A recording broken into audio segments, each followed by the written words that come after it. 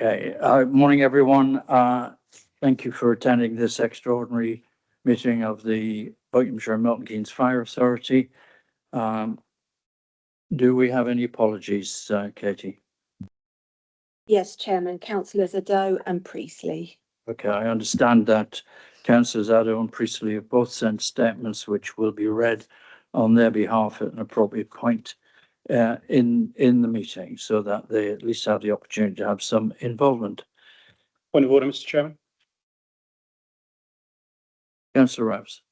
Thank you, Chairman. I think I'm going to be proposing a motion which is moved without notice on Standing Order 9, and I think it's important for the public just to understand the chaos that's ensued in the last 20 minutes. So I submitted this morning to all members of the authority an amendment. Councillor Rouse, can I just Standing Order 9R, which is to adjourn the meeting. I'm setting out the reasons for adjourning the meeting, Mr. Chairman.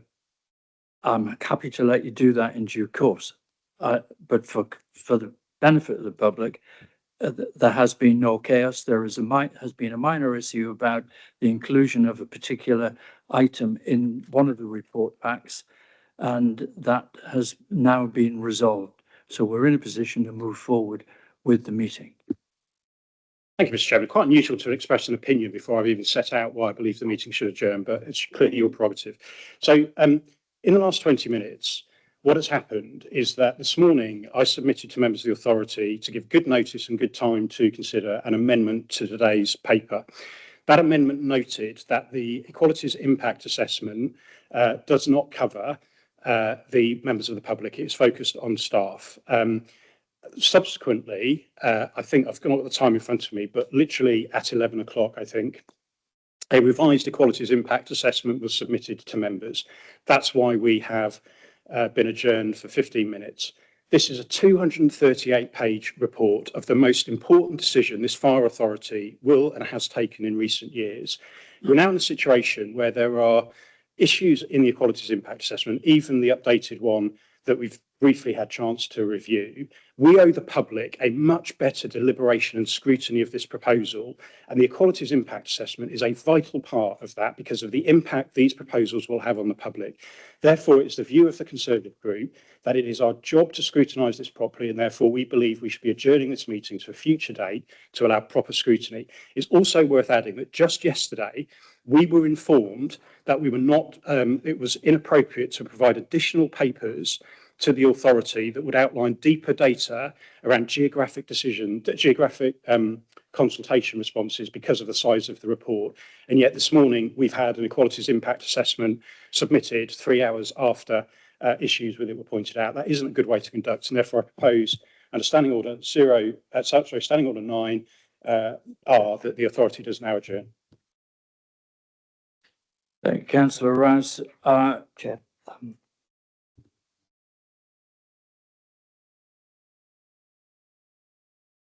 Is your proposal seconded? Councillor Carroll, do you wish to speak now? 4 minutes? No, it's been full, Chairman, so can we go to the vote, please? Thank you for that. Those in favour of adjourning this meeting to a future date, please show.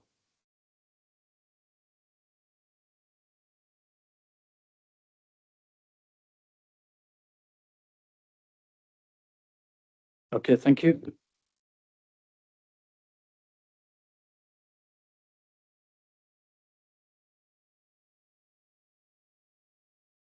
Thank you. The motion fails. We move on. Disclosure of interest. Do members have any disclosable interests that are not already declared in their standard statement? No. Chairman's announcements. Just before I cover that, I'd just say that last week I attended the local government fire conference, which I found particularly interesting, and I think members have actually received through another source, Mr. Wycherley, a summary of much of what was discussed there.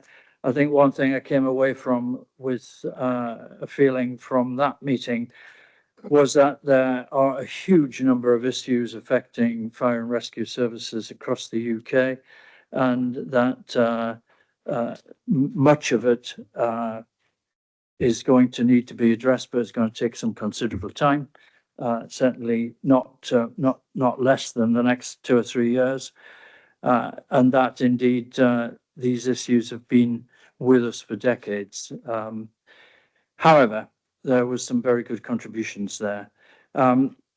In terms of today's meeting, there's some additional documents which have been put before you. I think you may well have received them anyway, but just for completeness, there's hard copy of an addendum to item 6F, phase 1, on-call improvement program assurance review of January 26, and item 6G, phase 2, addendum on-call improvement program assurance review, March 26. There's an infographic which explains the current configuration of the operational fleet alongside the proposed configuration of the operational fleet, and a document which explains the differences between our standard all-terrain, lightweight and dedicated wildlife firefighting units within the fleet. Item 4, petitions. Have we received any petitions, or are there any petitions to be presented to? No. Sorry? There doesn't appear to be, Chair. Thank you. Okay. Item 5, questions. It seems an appropriate time here if we take the statements that have been received from Councillor Addo and Councillor Priestley prior to us moving into the debate, and speaking in the capacity as a member of the public, I'll also be inviting Chris Wycherley from the executive of the regional executive of the Fire Brigades Union to address members. So first of all, if I could invite Councillor Rouse to speak on behalf of Councillor Addo to read her statement. Sorry, Mr. Chairman, can I just clarify, are you intending to move straight to Chris Wycherley after these statements? I am. Okay, in which case, can I just raise a point of order? So under, and forgive me because I'm finding that the standing orders are not the easiest to navigate through and you need them at speed. But under the standing orders, it is in your gift as to the period of time that members of the public can speak. I think it is section C allows you to permits you to let members of the public speak for longer. I raised with you and with group leaders earlier this week that it's my view that we should have an opportunity for members to ask questions of the Fire Brigades Union in the same way that we'll have an opportunity to ask questions of the Chief Fire Officer and other officers.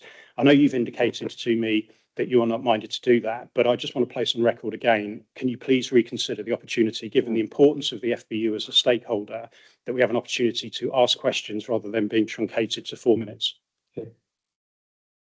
Thank you, Councillor. As I have pointed out to you, and for the benefit of members, I can't recall whether they were all copied on this or not, but I take in assisting me with the ruling that the previous occasion to which you referred when you made your original request to me about a Q&A session, you made reference to a previous occasion when the FBU had made a statement or delivered a proposal on behalf of the FBU to the authority, and there was a Q&A, and it seems to me entirely appropriate that that was the case, because that was the FBU making proposals, making the authority aware of their manifesto.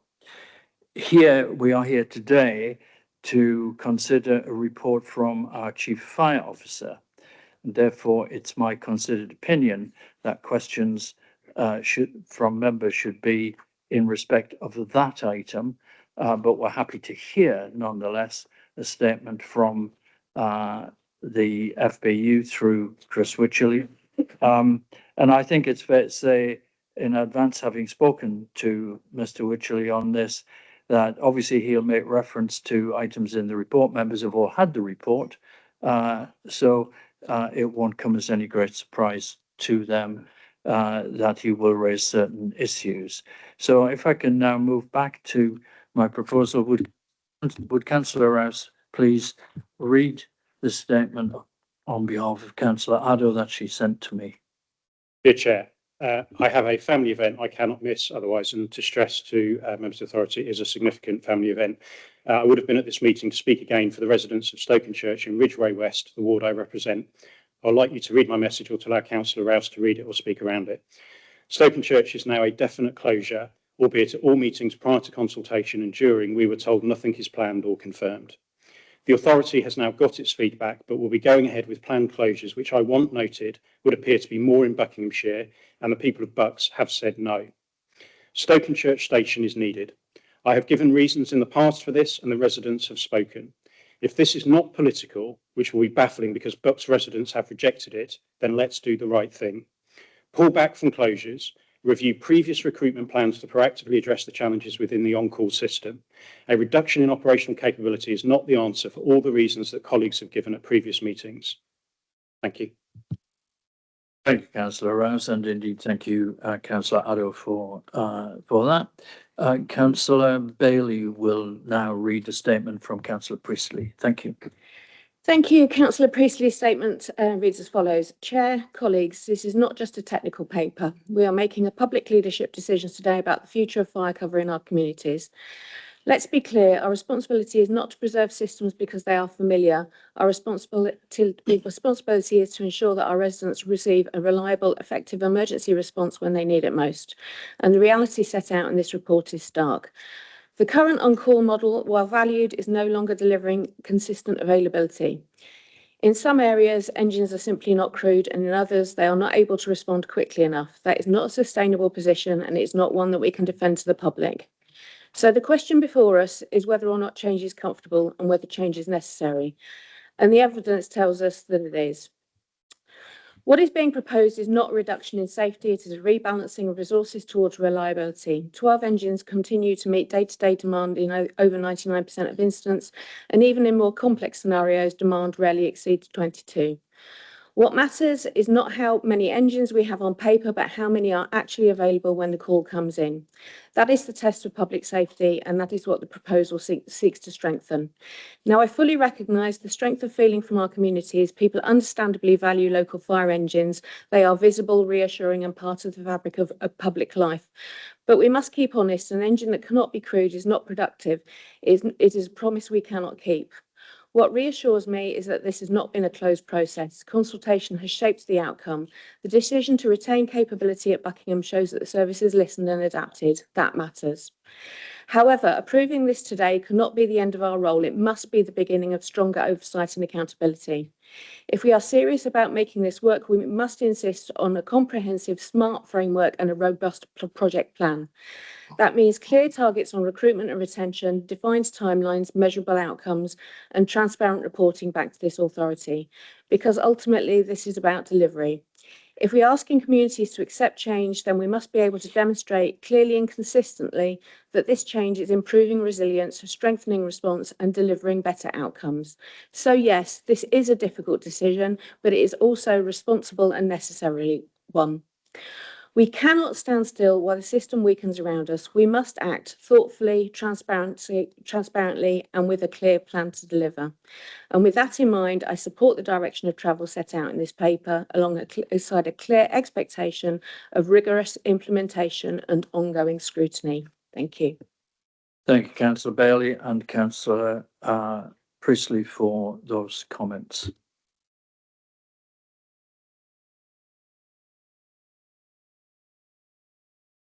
Prior to moving to item 6 on the agenda, I now invite Chris Wycherley from Fire Brigades Union to present to members.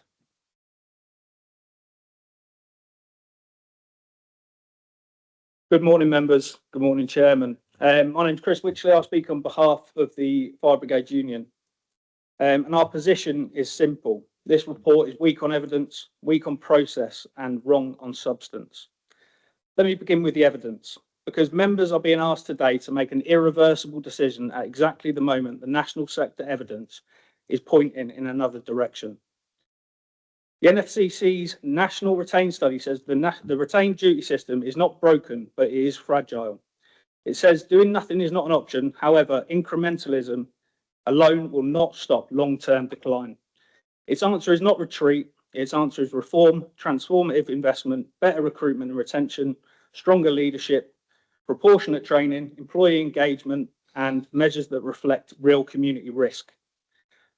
That study was completed before this formal consultation ended, yet there is no clear sign in this process that the most important national study covering retained duty system has meaningfully shaped the recommendations before you. Instead, Buckinghamshire is bringing forward a package built around removals, closures, and in its own words, streamlining the on-call fleet. This is not improvement, it is simply asset stripping the service. This is how Bucks Fire and Rescue Service is in danger of becoming an outlier from the sector-wide direction of travel. Across the sector, the message is the retained duty system is fragile and must be strengthened. Here, the message is the retained duty system is broken, therefore remove appliances and close stations. That is not alignment with national reform, that is local retreat. And the weakness in the evidence does not stop there. This report asks members to sign off real closures and real removals on the basis of a model that openly assumes conditions that do not exist. The evidence pack says they did not use actual response times because real-world data already reflects low on-call availability. Instead, they ran historical incidents through a model in which, to keep consistency across the model, all fire engines were set to 100% availability. So let us be honest about what that means. This authority has been asked to approve permanent reductions in real fire cover using a model built around unrealistic assumptions. That is not a minor technical detail. That goes to the heart of the reliability of the case being made. And there is a deeper contradiction in the service's own documents. We are told this is not about cuts, but the consultation evidence pack says these proposals are about streamlining the on-call fleet and using the change as an opportunity to reinvest savings back into the operational on-call response. The same papers then point to avoided capital costs, maintenance savings, and a reduced fleet burden. So members need to ask themselves, if this is not a cut, why are appliances being removed, stations being closed, and savings being identified? Let me now turn to process. This consultation ran for 10 weeks. ORS says that was sufficient time, but it was still a 10-week exercise on a decision of long-term consequence. And even the consultation evidence shows the public were often forming views after BFRS explained the problem to them, with many residents previously unaware of the service's claimed on-call challenges. The headline being relied on is that 56% agreed changes were needed, but even taken at face value, that is not a mandate for these specific closures and removals. It is not a clean endorsement of losing local fire engines and local stations, and the same consultation report records something much more politically damaging for this authority. Staff are strongly of the view that BFRS has been the architect of its own challenges through its neglect of the on-call service. That is a devastating finding, because it means the consultation itself contains the argument against these proposals. If the service has helped create the problem through neglect, weak recruitment processes, and a focus on whole-time recruitment at the expense of on-call, then the answer is not to institutionalise that failure by closing stations and deleting appliances. The answer is to repair what has been allowed to become fragile. That takes me to substance. The FBU's objection from the outset has been that this programme is built around historic demand, not foreseeable risk. The final report says routine demand can be met by around 12 engines, and that periods needing more than 22 are rare. It says some of the appliances in scope attended a combined total of 23 incidents in 24-25, but risk is not measured only by yesterday's call count. Risk is measured by geography, concurrency, resilience, climate pressure, future growth, and the bad day when things go wrong at once. The national study supports that warning. It points to challenging incident types, climate pressures, and the need to measure on-call contribution against community risk, not just narrow availability metrics. And if members want proof that fragility can be addressed, not just managed the way the national material provides it, the NFCC study includes examples of servicing using flexible contracts, targeted recruitment, cross-station aggregation, specialist opportunities, and investment to improve availability and sustain retained capability. The LGA conference, where the chair and the chief officer represented the service, points the same way. Investment in recruitment teams, faster onboarding, professionalising on call, digital training, and resilience planning. That is the sector-wide direction. Not surrender, not shrinkage, not managed withdrawal. And then we come to Great Missenden and Stokenchurch. Chris, can you bring your remarks to a close? Yes. You've had considerably more than 4 minutes. The authority's case is they are dormant, therefore closure is sensible, but the FBU says exactly the opposite. Dormancy is not proof that these communities no longer need protection. Dormancy is proof that the service failed to sustain that protection. The evidence pack even says Great Miston should close because it avoids investment costs and allows resources to be directed elsewhere. That is not an operational argument. That is a managed decline argument. You would see an improvement of between 3 and 3.5 minutes in terms of response times if those stations were recovered. And the inconsistency becomes even more obvious when you look elsewhere in the same papers. Hadnam is retained despite extremely low availability because engagement and community feedback showed strong concerns about resilience, over-reliance on neighbouring services, and the need for targeted recruitment investment to rebuild staffing levels. That is the point. I'll bring it to a close. If these proposals are voted through today, I will be frank, the service has spent the best part of the year working towards this, which offers no tangible solutions to the problem, nor improves the offering to the public. Precious time wasted. If these proposals are voted through today, the consequence will likely be that the FBU will enter into industrial dispute with the service to maintain these resources. And we will continue to assess whether the NFCC's framework and paper has been factored into the consultation and both the recommendations to the authority today, and whether it is legally compliant and competent. I'd encourage all members here to reject these proposals, reject the closures, reject the pump reductions, and start to rebuild the retained duty system instead of dismantling it. Thank you. Thank you, Chris.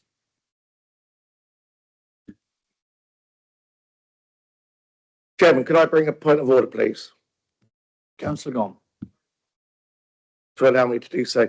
It's such a shame that we have someone present to us in the public domain, and then us as representatives of the public are not allowed to go back to ask simple questions to our FBU member there. So, which is quite a shame that that's happening. For open and transparency, Chairman, I would have thought you would allow us to at least question slightly to enhance it for the members of the public that are looking in.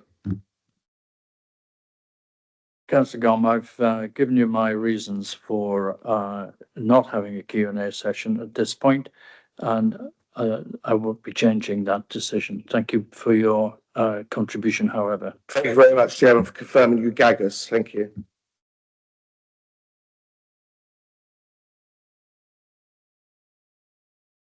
Carry on with item 6, the on-call improvement programme decision report. Point of order, Mr. Chairman. As we are moving now into the debate, this is, and we've just heard from the FBU, I have to say, a very compelling point of view that it is important that members are allowed to comment on a 238-page report in sufficient depth. Therefore, I'd like to propose that the meeting under Standing Order 9N amends the time limit for speeches to 10 minutes. Thank you for that, Councillor Rice. The standing orders will be observed in full, and speaking time will be for the standard 4 minutes. Sorry. However, if your proposal is seconded, I'll second that, Mr. Chairman. Can I just seek some quick advice from the monitoring officer? Are standing order motions able to be subject to a recorded vote? I'd like to call for recorded votes as well, Mr. Chairman. Thank you, Councillor Rice. Councillor Hall, did you say you second that? I do indeed, Chairman. Do you wish to speak to it? Sorry. And no, I don't think it needs speaking to.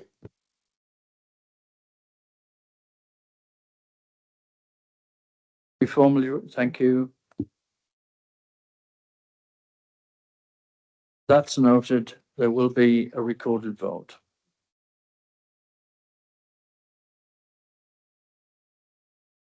For that.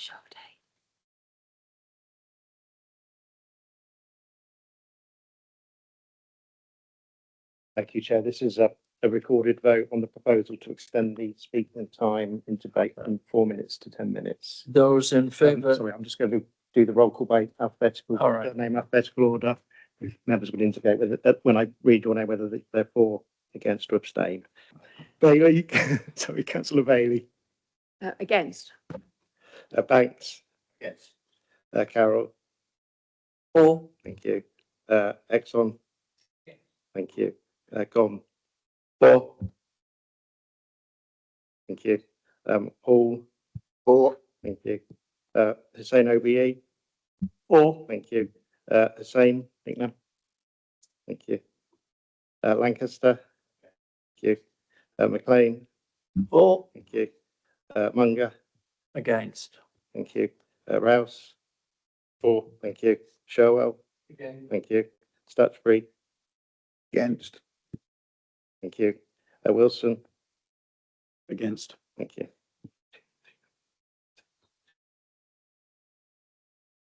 That motion fails, Chair. Thank you for that. The motion fails. So we now move on. Yep. Mr. Stutchbury. I'll be guided by the chair, but is it a point of order or a question? I'll be guided by. We had a statement about before we pursue these papers, inclining the decision would depend on industrial action. If I listened to it correctly, can I seek advice on whether how that varies the decision? Because it was quite a strong statement about a legal decision we're going to take at the end of the statement. It's just, it may be something I just need advice on how we would play that, considering we have discussed it in the previous meeting in the risk register against industrial action.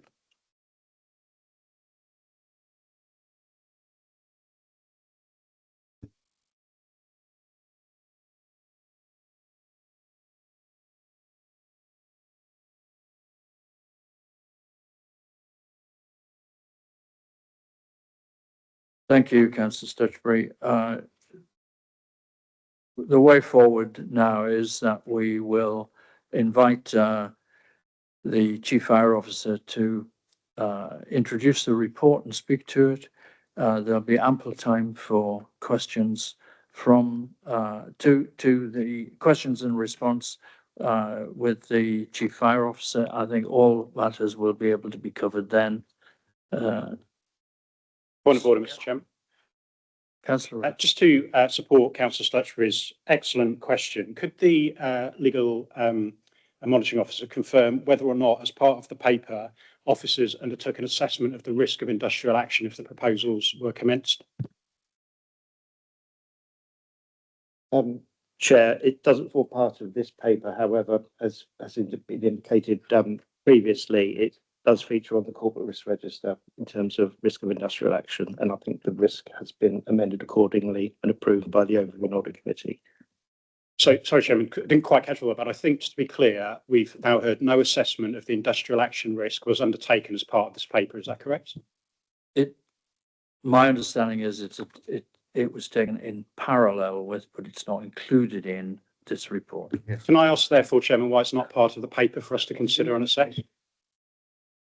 Because it's being considered elsewhere. Councillor Rouse, if you would like to move on, so. Mr. Chairman, apologies. It's perfectly. Can you clarify where else it's been considered? It has been considered in previous meetings. So. Sorry, Chairman, which meetings and which committee of the authority?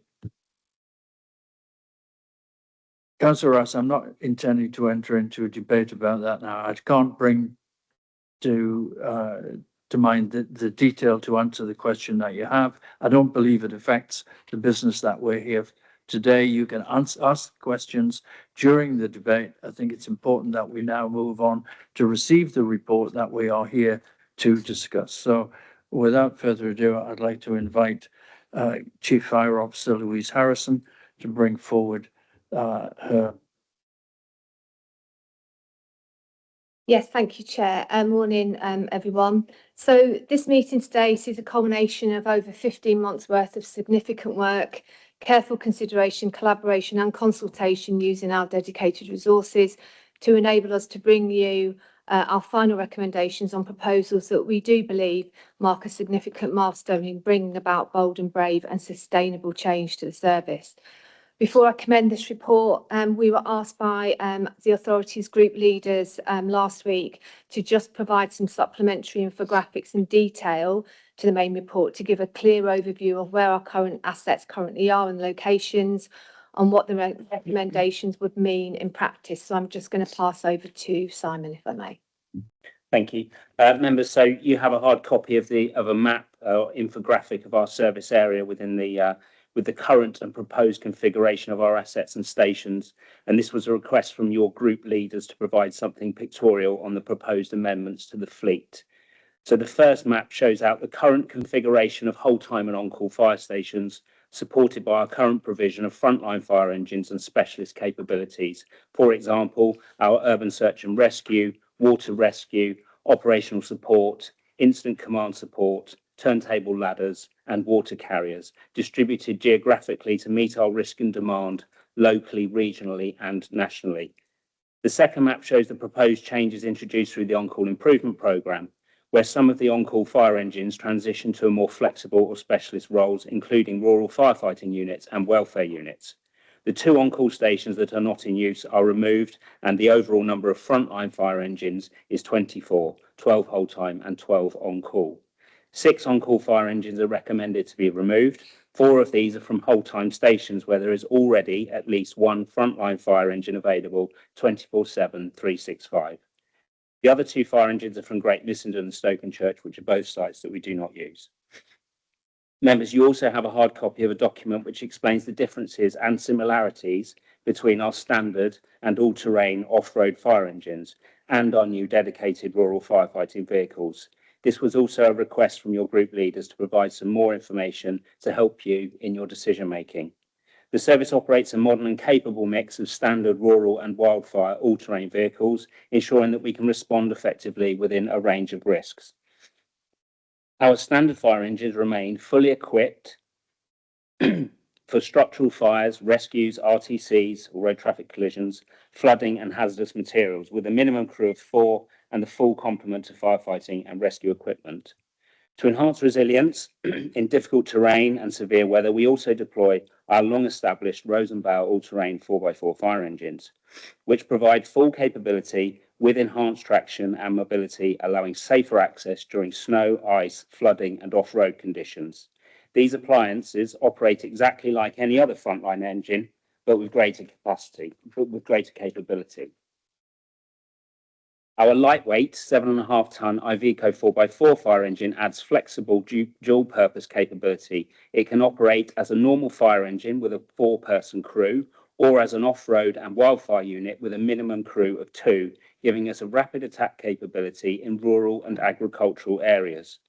Finally, our dedicated rural firefighting vehicles, the Mercedes Sprinter 4x4s, provide specialist wildfire suppression, off-road access, water mist technology, dedicated wildfire intervention equipment and vital crew welfare in extreme heat, operating with crews of 2 to 5.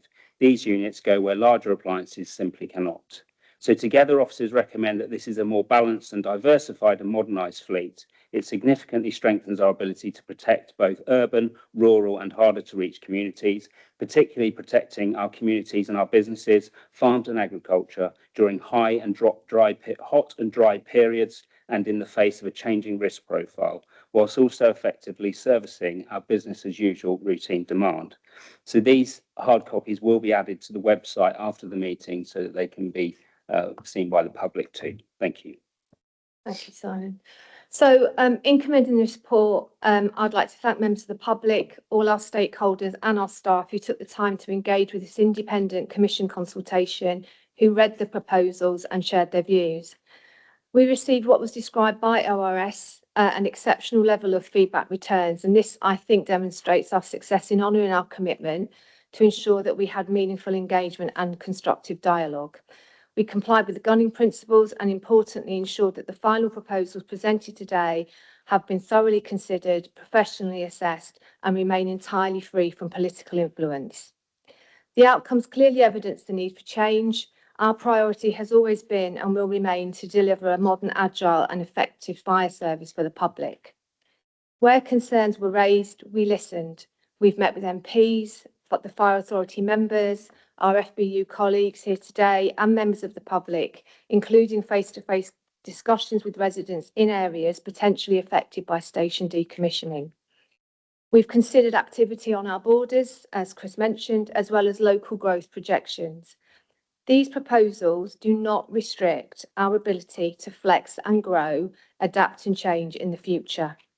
Removing a small number of engines, not a quarter of all our red fleet, does not prevent us from upgrading on-call appliances to hold time, transitioning from on-call stations to day crew stations, or hold time should the need arise in the future. I'm particularly encouraged by the strong response from our staff, those people that are actually delivering our service day to day, and I would urge you to lend some weight to their views. Their support for the proposals is significant. Nationally, many fire and rescue services are facing job losses and widespread station closures, even in areas where their availability far exceeds ours.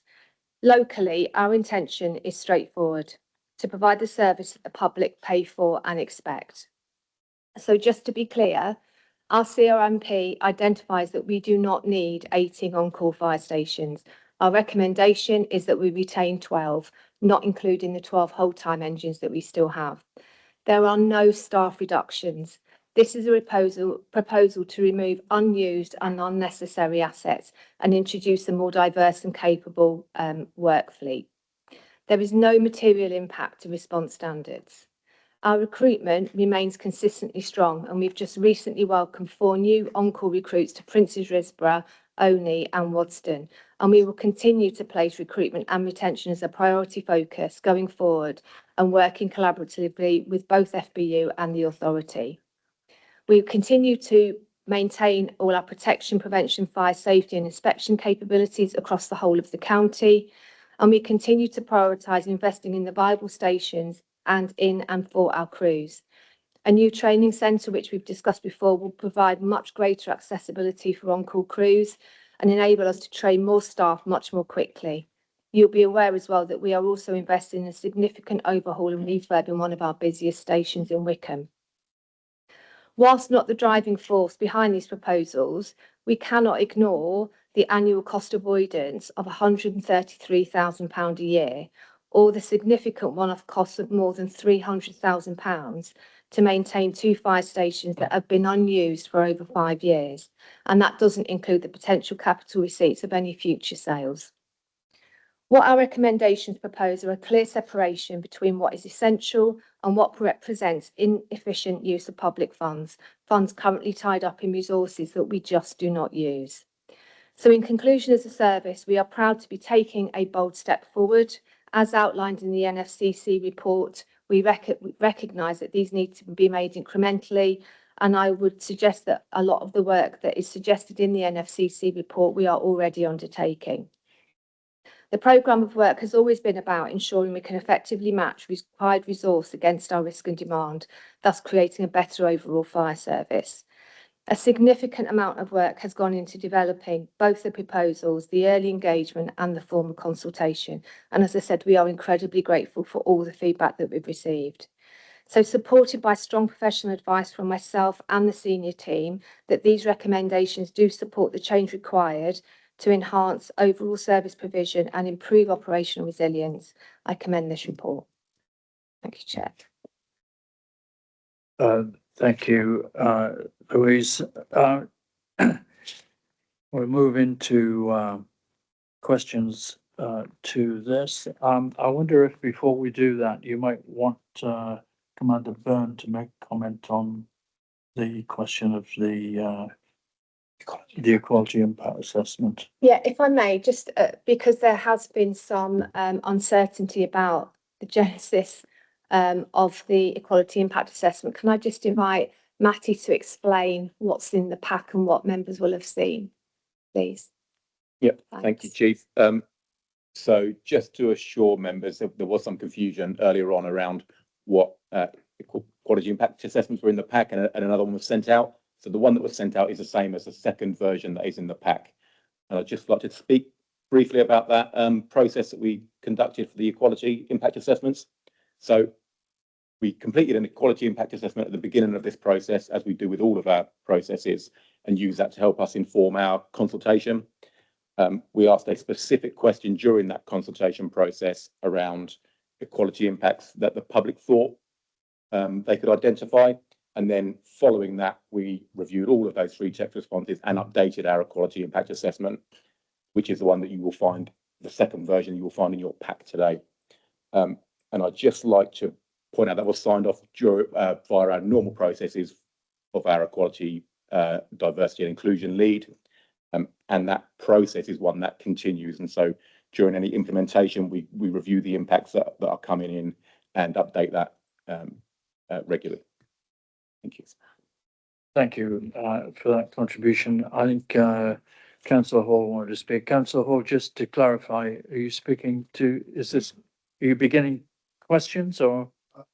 Point of clarity from the Chief, please, Chairman. Carry on. Yeah, I think, Louise, it's very important for people watching online, because you alluded to other services, that we draw a distinction between Buckinghamshire Fire and Rescue Service and Oxfordshire Fire and Rescue Service, because we are obviously a fire authority and we are not taking these actions because we're having cuts to our budgets. In fact, our budgets have gone up this year. We've had an increase, whereas Oxfordshire Fire and Rescue Service received their funding from Oxfordshire County Council, a Liberal Democrat run county council, which is in a horrendous financial situation. And Oxfordshire Fire and Rescue Service is having to face horrific cuts. And as the Chief rightly points out, one of the fire engines which regularly comes into Buckinghamshire, Tame 2, actually has a very good record of turning out as a retained pump. So it's really important that the Chief clarifies that we are not doing this because we're short of money and we're not cutting our budgets. Thank you, Councillor Hall. I think we'll stick to that particular point. Yeah, thank you. Yes, it hasn't been the driving reason for making these changes. I would say that we don't have a bottomless pit of money. We are still using public funds, and it is appropriate for me to make sure that they are spent in the most appropriate way. The reference I make actually to some other services wasn't Oxfordshire on this occasion. It was another service which is closing the proposals are to close 8 stations, and actually their availability is far higher than ours. I think it's about 30-something%. But it was just, I guess, trying to provide some context in terms of what we are seeking to recommend and what is going on nationally. But thank you, I take your point.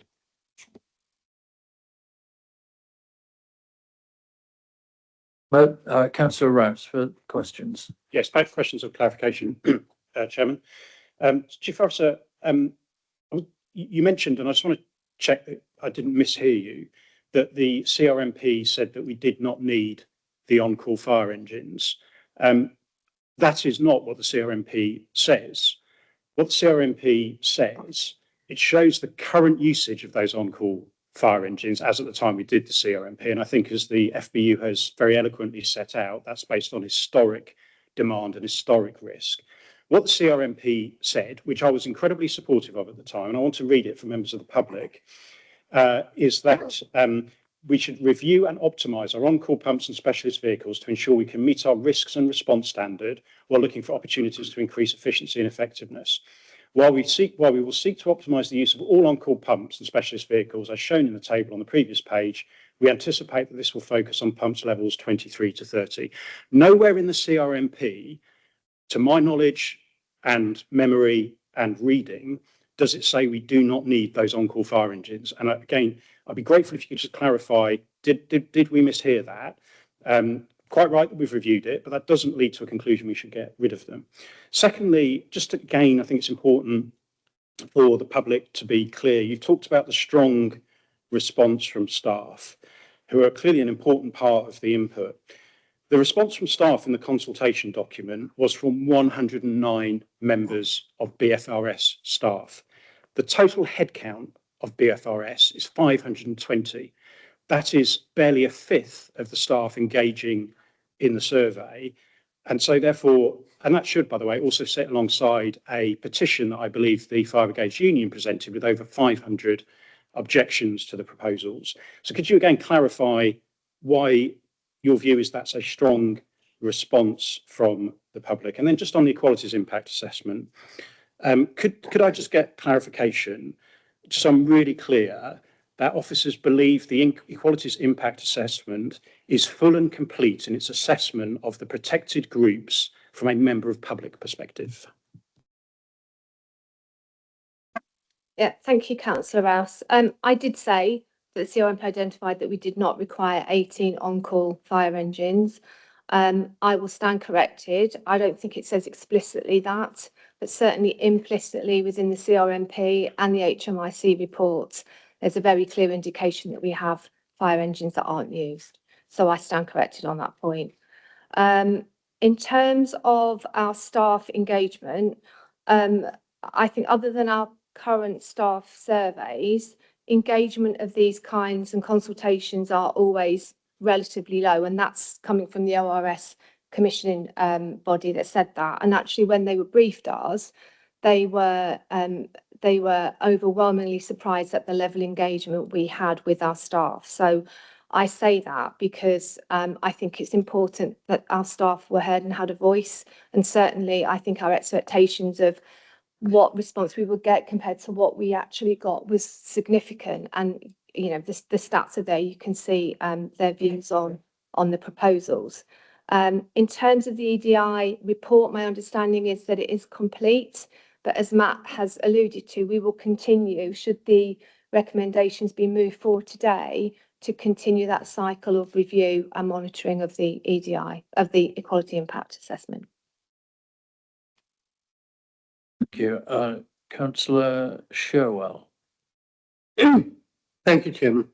I asked a form of this question at an earlier meeting, so I'm asking it again just to reinforce the point. My understanding, and I would like Chief Fire Officer's confirmation, is that whatever happens with this consultation, whether it is passed or not, it is our intention as a fire service to review the on-call service, to strengthen recruitment, to look at the offer, the way that people work on-call, the contract, and all the rest of that. And that will happen in the authority, not necessarily in the specific way that Councillor Rouse has said in his amendment, but that will happen regardless of what happens to the vote today, and that there is that commitment to trying to make on-call work. Yeah, thank you, Councillor Sherwell. And I took your point from the November meeting actually around the offer of having both FBU and officers and staff and the authority members in a working group to move on-call forward, and I stand committed to that. Yes, so the NFCC report that hasn't actually been officially published yet, is my understanding, talks about a number of things that services should consider, as my colleague from the FBU suggested.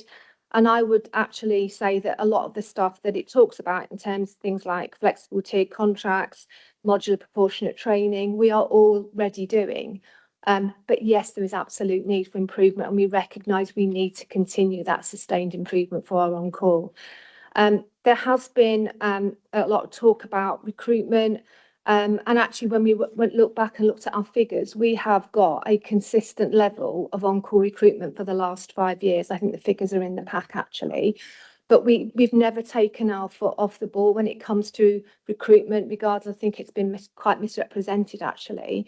And as I said, we've just welcomed 4 new on-call recruits into our stations. But that doesn't take away the fact that it is difficult. And as quickly as we are recruiting on-call firefighters, we're losing them as well, certainly some of our dual contract firefighters. So it is an ongoing challenge that we recognise, but we are absolutely committed with FBU colleagues to move our on-call provision forward and improve. Thank you. Councillor Bailey, sorry, Councillor Hall was first, then Councillor Bailey. Thank you, Chairman. I've got an operational question. If we can go to page 35 in the pack, the last paragraph, which refers to the reserve fleet. So we're going to take a fire engine from the retained fleet, put it into the reserve fleet to make 6. Now, I always assumed that the reserve fleet were kitted, and I was surprised, if not shocked, to attend a fire station recently where the fire engine was going away for a service at the workshops, and a spare had been delivered, and the spare was absolutely empty apart from the ladders on the roof. And I observed them, and it took hours for the crew to remove all of the kit from their fire engine, put it into the spare fire engine, at which time that fire engine was off the run. And so if we're going to have 5 or 6 reserve ones, which presumably we can phone around and get people to come in and crew them, they're going to be absolutely no good to us if they're empty. So what is the situation with the readiness of this 5 or 6 that we're proposing? Thanks. Thanks, Councillor. Yeah. Sorry, that is a very operational question. You're absolutely right. But yeah, over the years, we have moved from having fully kitted reserves to unkitted reserves, back to fully kitted reserves to try and make things work best they are. You raised some important points there in terms of changeover times of equipment. With the proposal there that we want to make our reserve fleet or our strategic reserve fleet in a better place of readiness, and much of that has come through this consultation, but also through learns from the major incidents that we dealt with in 2022. We will need to move back to something that is more like a fully kitted reserve, because we would like those appliances to be in a state of readiness so that if we have a major incident, we can scale up at the time that we require. Thank you. Councillor Bailey. Thank you. Thank you, everybody, for your work on this difficult, challenging project. And thank you, Louise, for reiterating your commitment to reviewing resources and potentially upgrading them again should the situation allow. I think that's really important for, in terms of anticipated development. And also responding if there are areas in which this proposal does not work. We need to respond quickly, and I'd like to propose that the implementation of this, detailed implementation of this project and the review of this project is considered at future executive meetings. But my question is around phasing of the project. You've got phase 1, the first 6 months, and phase 2. The first 6 months includes what to do with Great Missenden and Stokenchurch. If I'm honest, they've been sitting doing nothing for 5 years. Those things are not, I don't think, priorities. I think we should be focusing on strengthening on-call as much as possible where we're continuing with it. And therefore, have you got any comments about potentially bringing recruitment issues, contractual issues a bit further forward in phase 2, or running part phase 2 in concurrence with phase 1? Yeah, thank you, Councillor Bailey. It's a really good question, a good point, and I think it's fair to say that those reviews of recruitment, staffing, contracts, etc., is already going on. So we do have an on-call working group which is chaired by Doug and Paul, I think. So that work is going on in the background anyway. I think the way that we've represented it was, we knew that should these recommendations be approved, the community will want to know what's happening with their stations. So, when we went out and did face-to-face meetings, the community of Great Missenden were really worried it's going to turn into a Lidl. So, I joke about it, but actually it's significant. People are worried, and I wanted to be in a position where we could go back out to the community and talk to them again. So the priority has got to be increasing availability of on-call. I accept that.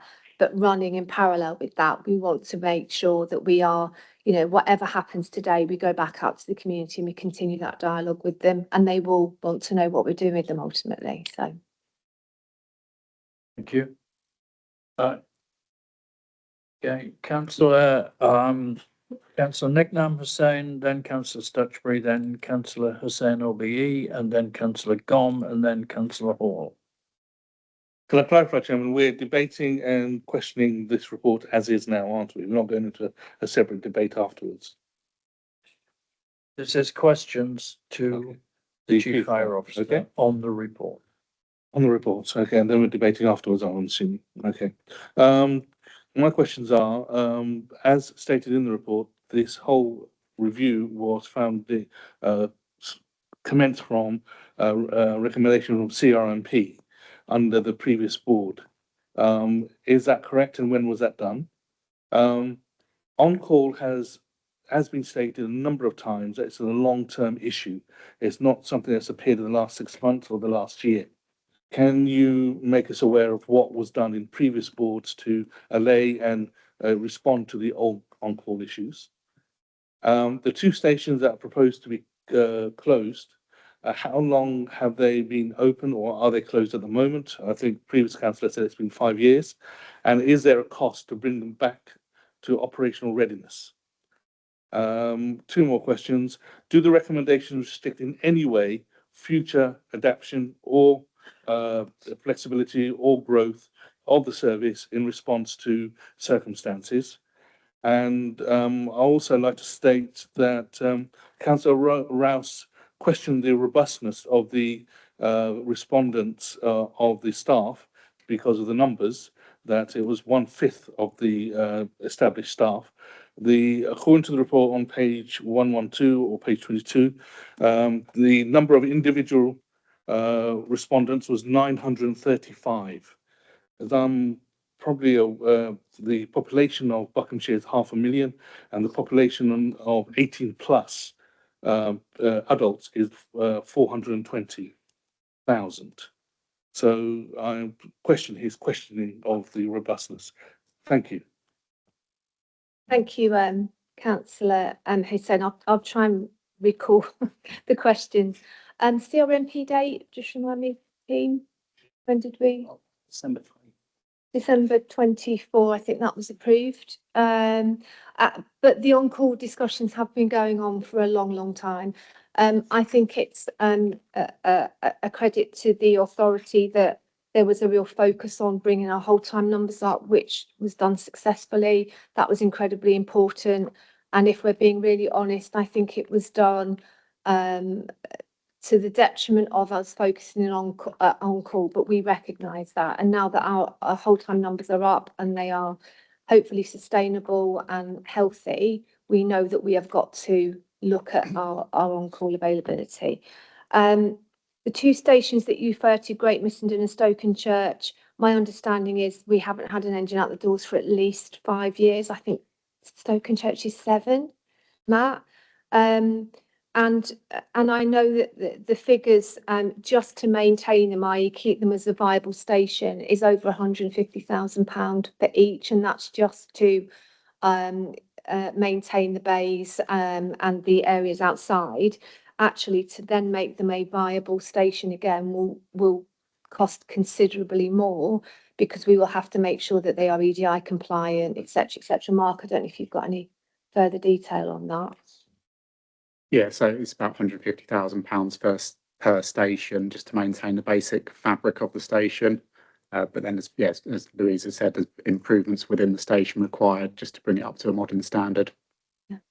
And then finally, I think just to confirm, yes, you're absolutely right. There is nothing that restricts us from growing, flexing, adapting in the future alongside potential growth within the area. But at this point in time, we strongly recommend and believe this is the right approach to take. Thank you. Just to remind ourselves that we're on questions on the report, not in debate. So, Councillor Stutchbury. Yeah, thank you. Firstly, thank you for the work the officers, the chief, and everyone's done on Indigenous. I think it's frankly to say it's not been an easy task. It's been quite a fractious task, and it's been quite challenged. And with that comes staff morale and the level of let's say certain types of actions in this has been quite challenging for everyone involved. I think you said in your statement, Chief, that none of these changes can or will affect any ability to react in the future to, which is important, salient point. Will not affect our ability to react in the future. In fact, the resources can, in fact, help that ability to react. And it's been stated that the on-call has been an historical problem, which during the 15 months, if it's done nothing else, it's brought everyone's attention to the issue which has been brought past since 2017. We've not been short of opinions. I think that's fair. And I've seen plenty of those opinions come through my door, sometimes with totally inaccurate information on them, but they have been opinions and they've all been valued as equal as the inaccurate information on them.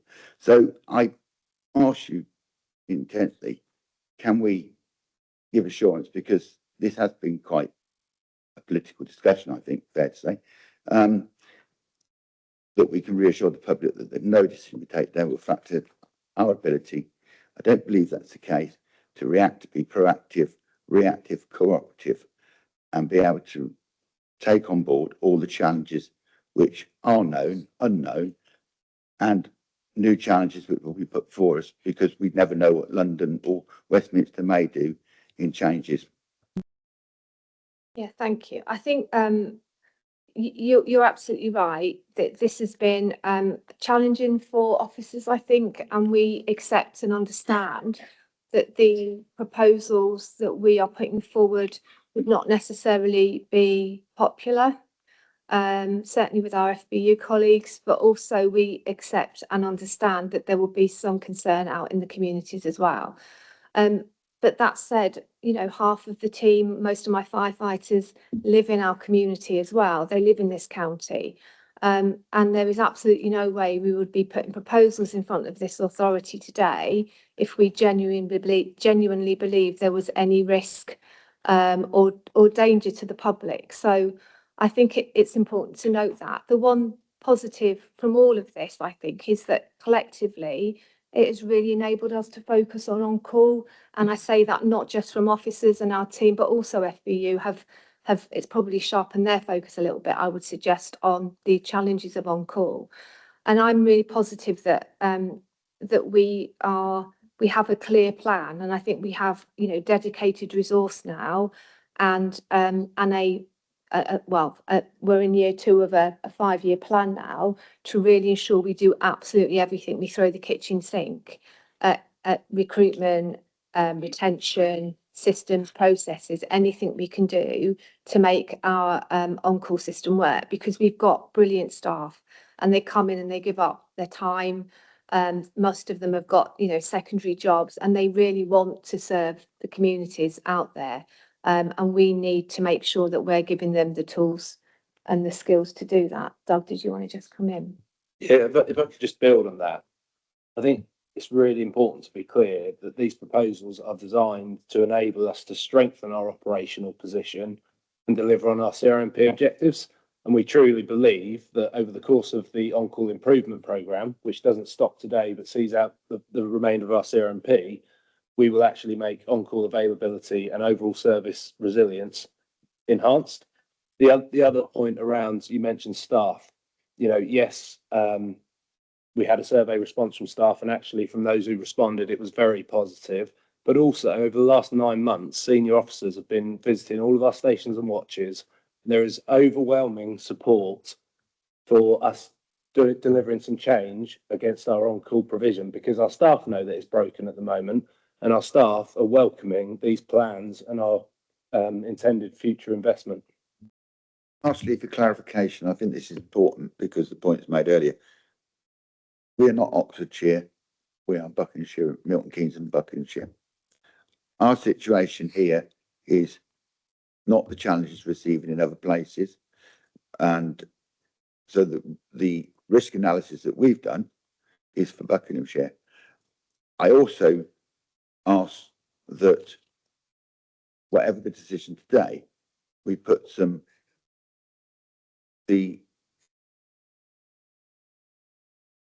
you okay? No, you asked me a question. You finished? No. Okay. Okay, I'll carry on regardless. No, what I was going to say is, regardless whatever the decision, but are we sure that we have the capacity to make sure that that communication of that decision is able to be received without being interfered with, and the facts can be laid out honestly with clarity, because I think that's important. There has been some facts which have got less than clarity around this, and I think it's important. I want to understand we can communicate whatever the joint decision is today, that out, and that is an important question because there has been so much information put out, in my opinion, which has not been correct. Yes, absolutely. I mean, we are blessed with a fantastic comms team. You were in the previous meeting where we have agreed some funding to bolster up some of our backroom functions, because we know that regardless of what happens today, the work has only just started, really. We've got a lot of work to do, and you're right, communicating any decision that's made, what we're doing, and giving communities that reassurance is really, really important. So that will continue. Thank you. Councillor Hussain Obi. Thank you very much, Mr. Chairman. My question was, first of all, I would like to say that listening to the Fire Authority, the union, and their concern that's going to make impact on the actual people. And then also, we listening to your reading your report and listening to your report that the number of stations will be closed, and the fire engine will be reduced. I just wonder whether it'll be best to value to our taxpayer, which we here to represent. And how do we go around justifying your report to our residents in Buckinghamshire? I mean, it's that we have invested a lot of money in having an independent consultation run, so we could get the views of the public, and we have sat next to the FBU when we've been talking about the plans that we are proposing. I think, as Councillor Stotchby said, it is really important that we get the comms messaging right and we get it clear. But again, I would just reiterate, the changes we are proposing to make, the public won't see a difference because those services are not being used now. We are closing or proposing to decommission 2 stations that have not been used, one of them for over 7 years, and to remove a small amount of pumps that simply are not being crewed. That there will be no material change in our response availability. In fact, what we are saying is that once we are able to have that focus on call, we would rightly expect to see our availability of our on-call crews, and then for our response times actually increase and make the communities more safe. Yeah, Councillor Gall. Very kind, Chairman. So just going back to the report, what I would like to pick up is Councillor Hussain done a comparison actually of figures of staff with the consultation and members of the public.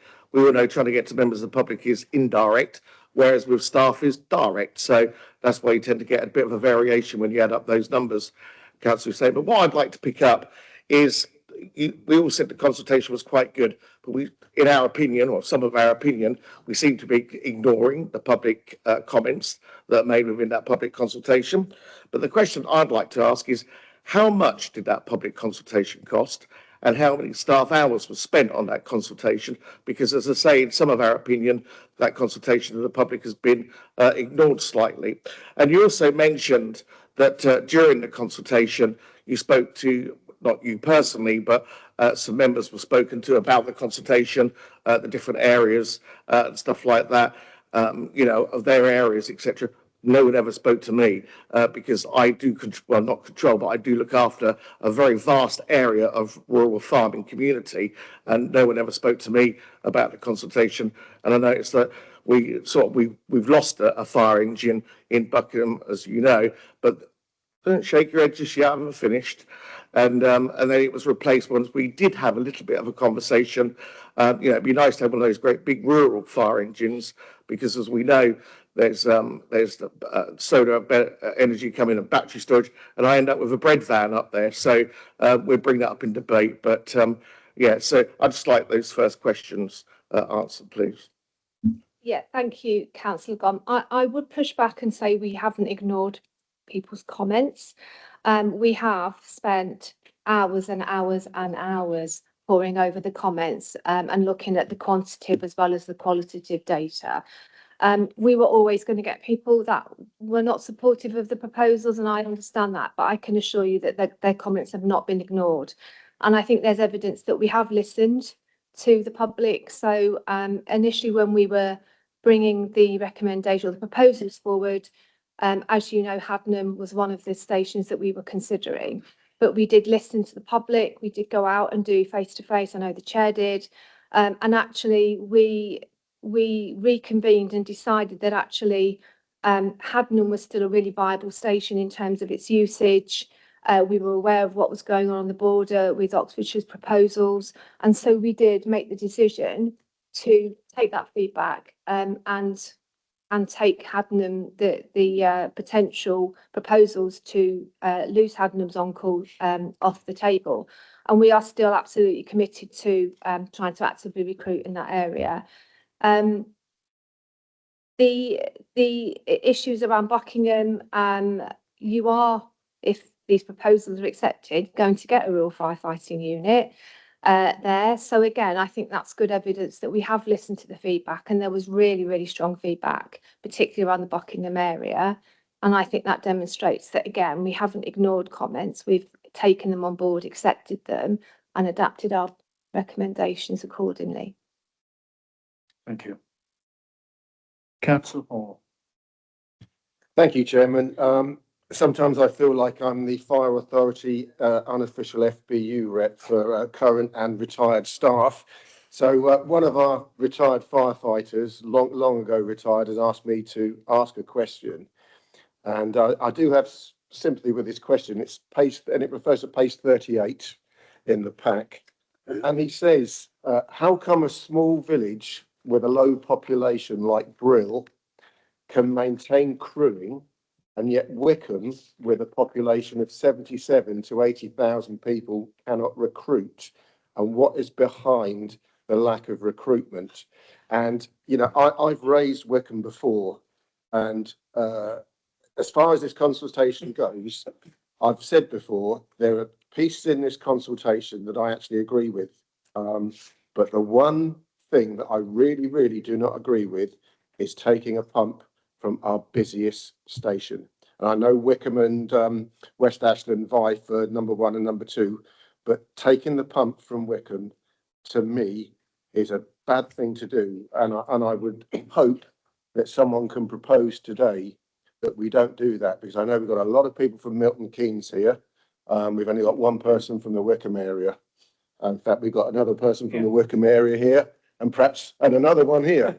And I'm hoping that we can all persuade the Fire Authority to actually reverse the decision in this paper to take that pump away from High Wycombe. Because if Bicester, which is a smaller town than High Wycombe, can actually crew retained pumps, then why on earth can't we crew a retained pump in High Wycombe? And the second part of the question is, the retained pump is obviously the Rosenbauer in High Wycombe. So what's going to happen to that? Because that was an expensive asset when we bought those 3 Rosenbauers back in 2016. And that will be a loss to the south of the county, because the other one's in Aylesbury, the other one's in West Ashland, I think. So what's going to happen to that vehicle? But the key question here is, why aren't we recruiting in Wickham? And why can't we today make the decision to keep that pump in Wickham and start a recruitment process, or have a workshop and find out how we crew that pump? Thank you. Yeah. Thank you. In terms of High Wycombe, I mean, there's lots of different reasons why some stations seem to struggle worse than others. I think High Wycombe, I was station commander at High Wycombe 10 years ago, and we were struggling to recruit and keep a crew on the run then, and it has only got worse since, despite our efforts. And there is a lot of work that's gone on there over the years to try and recruit to that station. In terms of the Rosenbauer, we will need to look at where that goes, so that can easily be moved into somewhere like Marlow or Princess Risborough to maintain that capability up the spine of the county. So don't worry about that, because we would look to move the Rosenbauer somewhere else.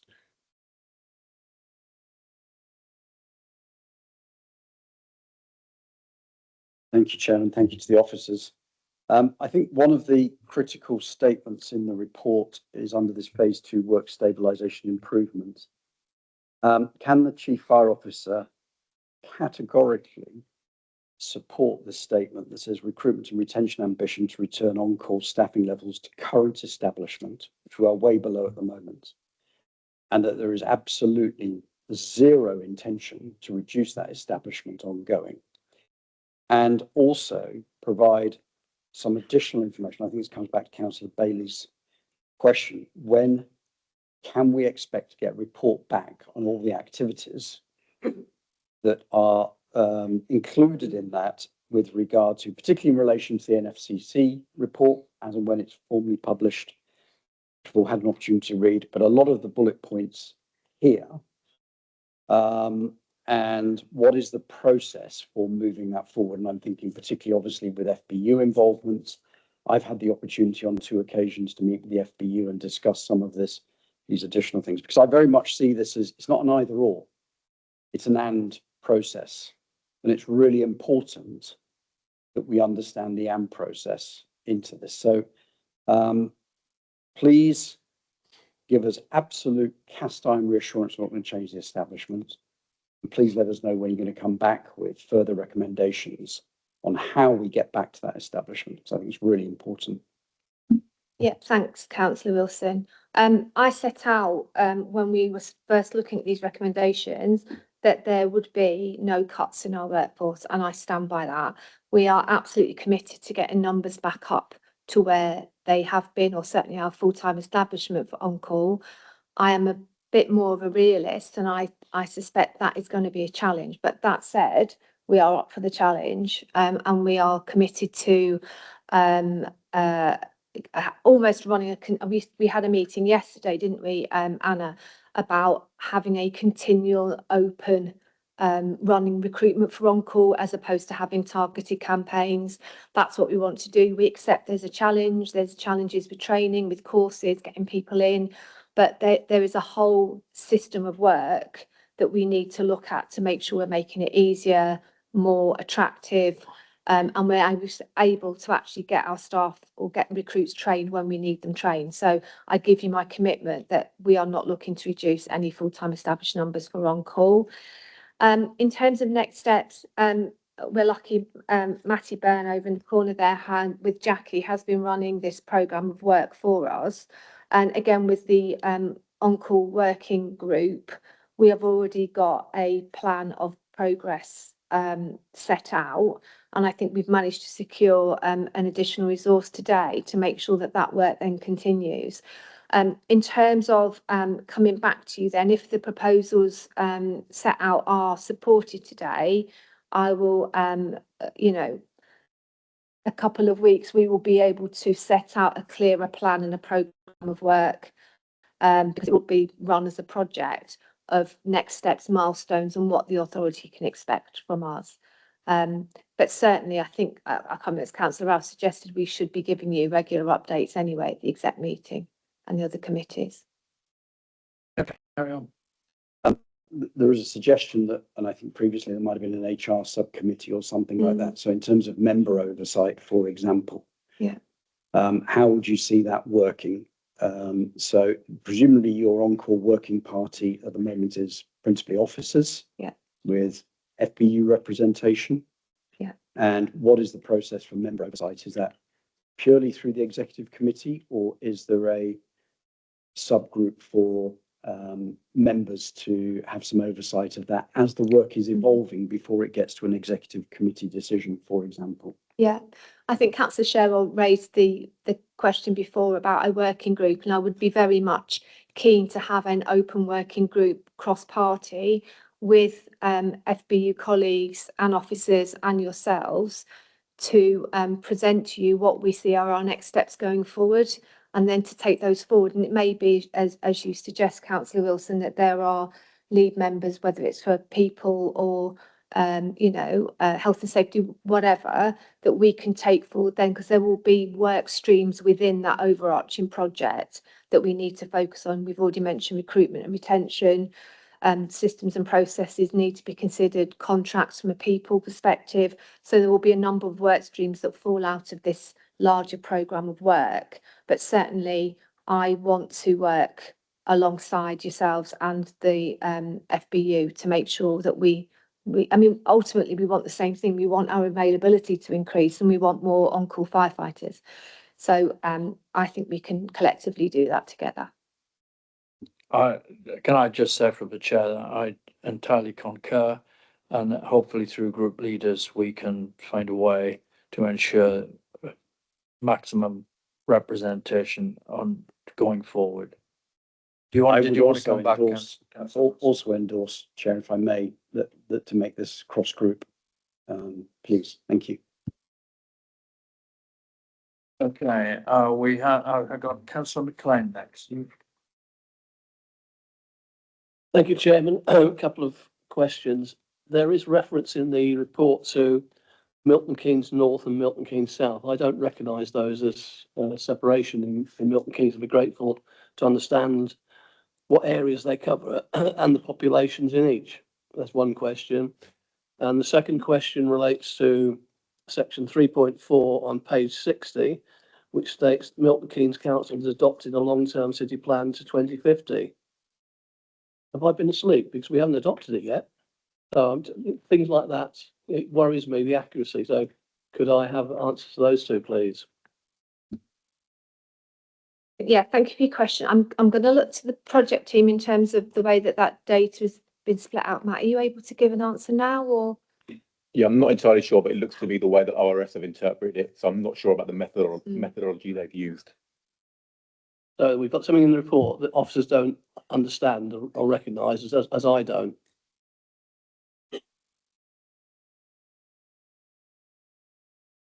Are you able to point to what you're specifically referring to, Councillor McLean? There are sections in there where there is reference to Milton Keynes South and Milton around Keynes the data. North. Around the data sets or the consultation feedback. Somewhere in the 200 and something page report, as I wrote it down when I read it at the time. Thank you. Thank you.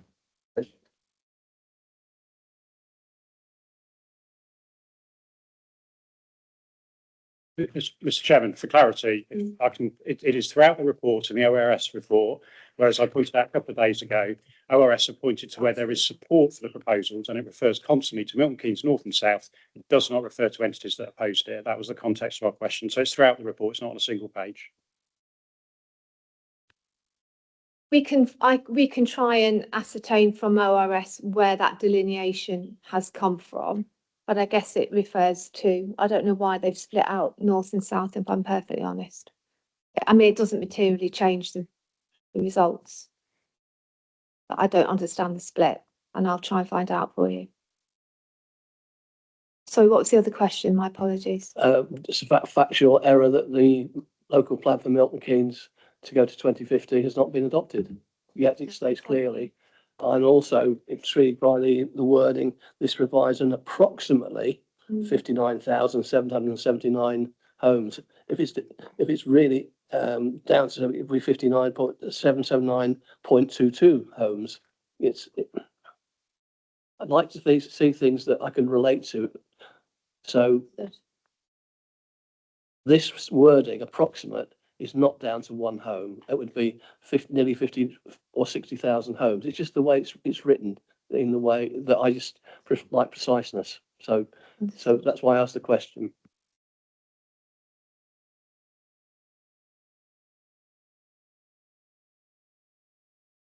Yeah. As I said, we will come back to you and try and find that delineation. And your points are noted. Thank you, Councillor McLean. Councillor Hall, sorry, I had Councillor Dutchbury next, then Councillor Hall, and then Councillor Rouse. Bearing in mind we are still on questions. Yeah, please can you, one of the things which would have been useful, but not necessarily a determinant of the report, the reinvestments which are stated in the report, I would consider they're not cuts, they're reinvestments that will be reinvested in improving the service. I think we need some statement around how that will allow you to innovate, move forward, reinvest, strengthen on-call, permanent, full-time firefighters. But I think in balance, we need to, in a further report, we need to have what the cost of not doing this was, because we're talking that the on-call since 2017, so at some point we have to do the analysis of if the decision's taken, what the cost was of not doing it to the authority and how it stopped us from innovating or did stop us. I think it's something that you have to see it in the round.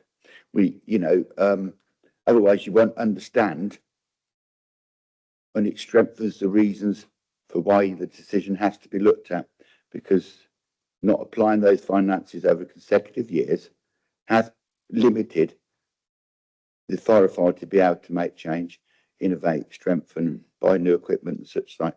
So I think it's important that we know that cost, because it was a cost. Sorry to interrupt, but can we just stick to questions? I think we've got the gist of what you're asking. So if the Chief Fire Officer would like to respond. No, just noted at this point, but thank you. Yeah, thank you, Chairman. This question is really more for you than the Chief, if that's okay. But this consultation went out to members of the public to ask them for their opinion and to gauge their opinion. As far as I can see, the uptake has been quite low. But if you look on page 122 on section 332, there's a big spike in Milton Keynes and another big spike in Aylesbury. That's very, very peculiar, because I don't think most people in Milton Keynes would know where Stokenchurch is, let alone if they've even heard of it. And most people in Aylesbury, I suggest, wouldn't even know where Stokenchurch is.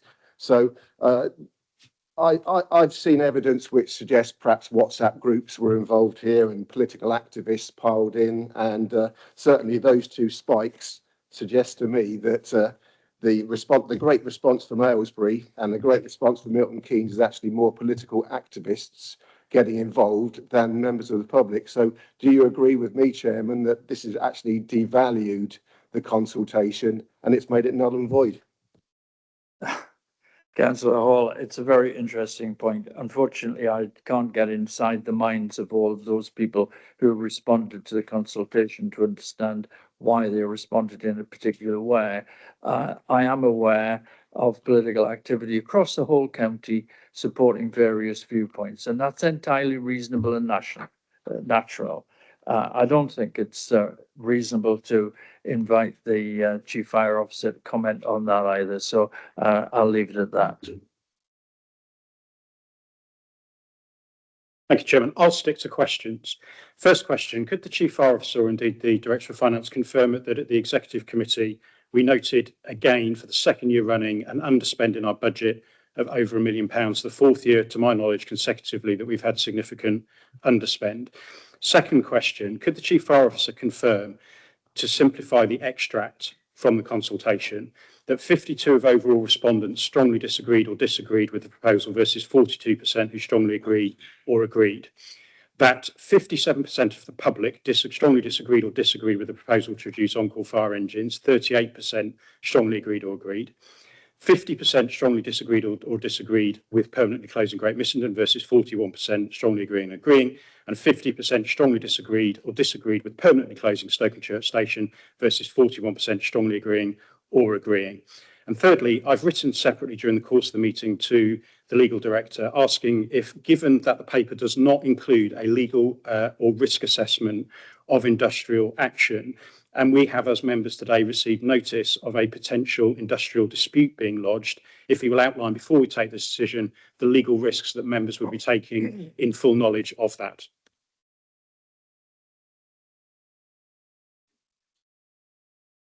Attempt to answer a couple of those questions. So yes, I can confirm we have got an underspend. We covered it in the last meeting. But I can also confirm that authority members have been fully briefed on why that is, and they are one-off payments. I think the fact that we have a incredible finance team here who are prudent and are trying to plan for the future isn't something to be criticised, although I completely accept that having underspends is not where we would prefer to be. But I think we understand the reasons why. Mark, I don't know if you want to come in and add any more to that. Yeah, just for clarity in terms of the underspend that was noted at the executive committee at the previous meeting, there's a £1 million underspend against expenditure, which should also be noted. This is offset to some degree by a shortfall in funding, and also as approved at a previous executive committee, not using £500,000 worth of reserves that we plan to use at the start of the year, giving a forecast net position of just over £300,000, as noted at the last meeting. Thank you, Mark. In relation to the percentages you read out, I didn't have time to scribble them all down, but I'm going to accept that what you say is in the report. And in terms of industrial risk, I am going to pass it off. I appreciate Councillor Rouse was after a legal position from Graham, but I just wanted to make a point on that.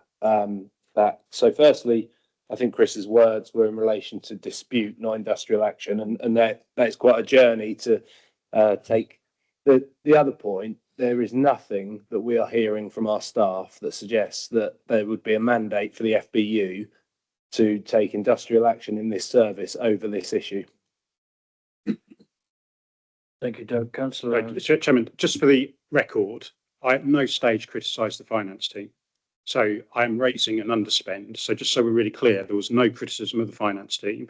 I think my track record is of interrogating the reason we're having underspends, not the conduct of the finance team. Secondly, I was very clear in the language that I used, which was notice of a potential industrial dispute, very familiar with the route.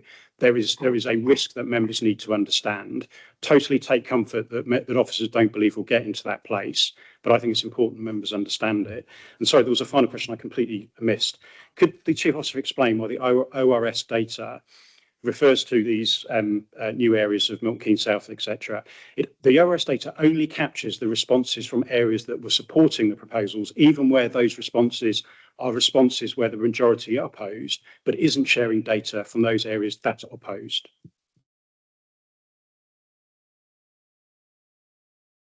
Thank you, Councillor Russ. The ORS data, I mean, we've used ORS for a number of consultations. We've used them for the CRMP and for the AFA consultation as well, and I believe we used them for the previous CRMP as well.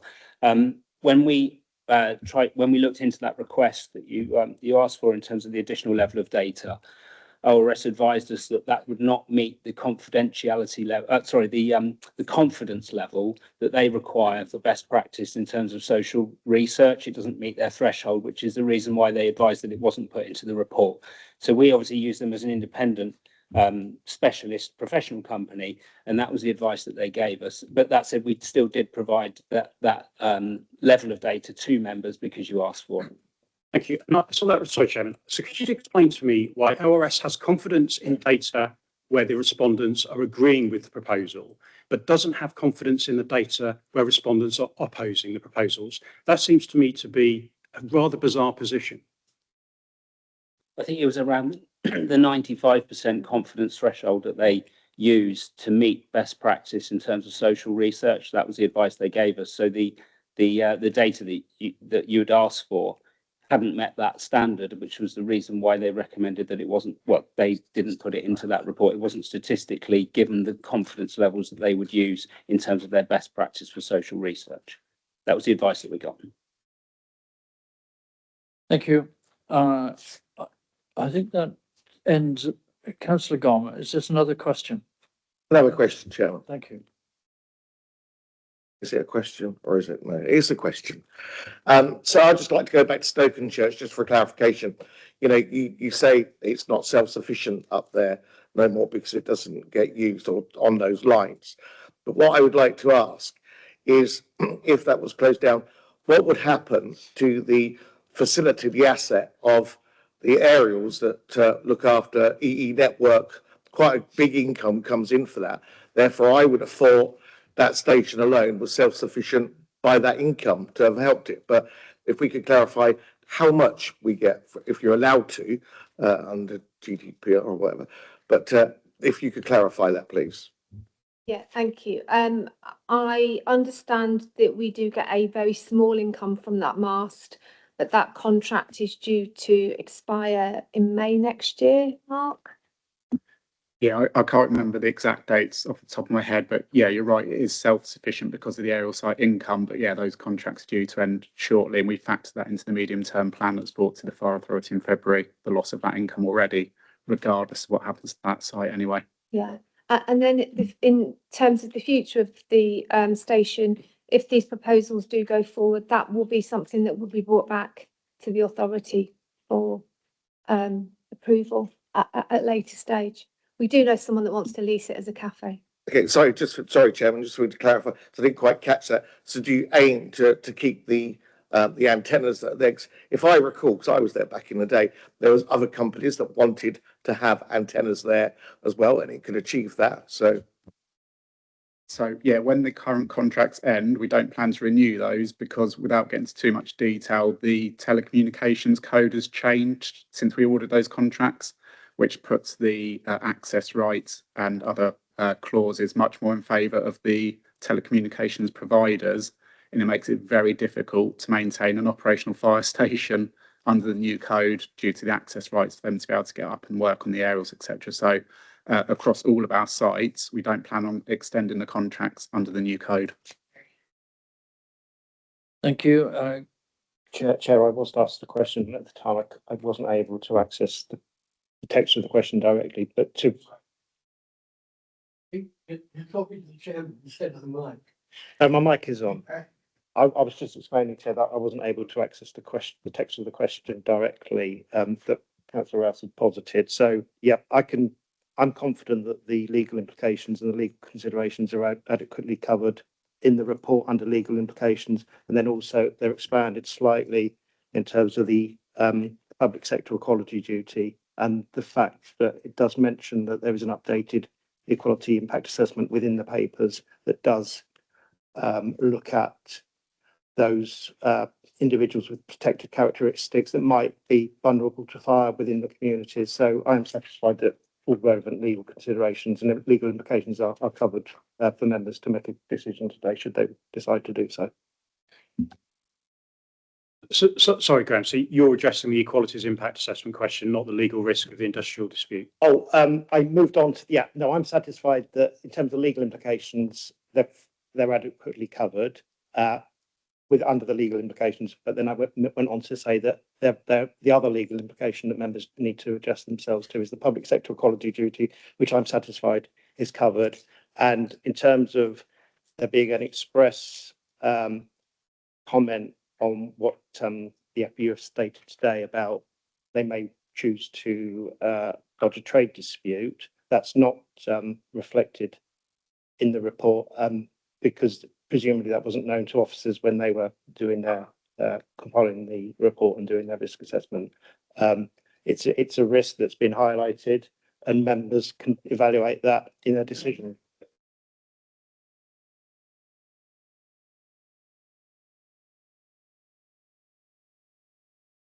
Thank you, Chairman. Just in relation again to Stokenchurch. Now, I know Stokenchurch very, very well, and there are some bones of contention there regarding two serious fires.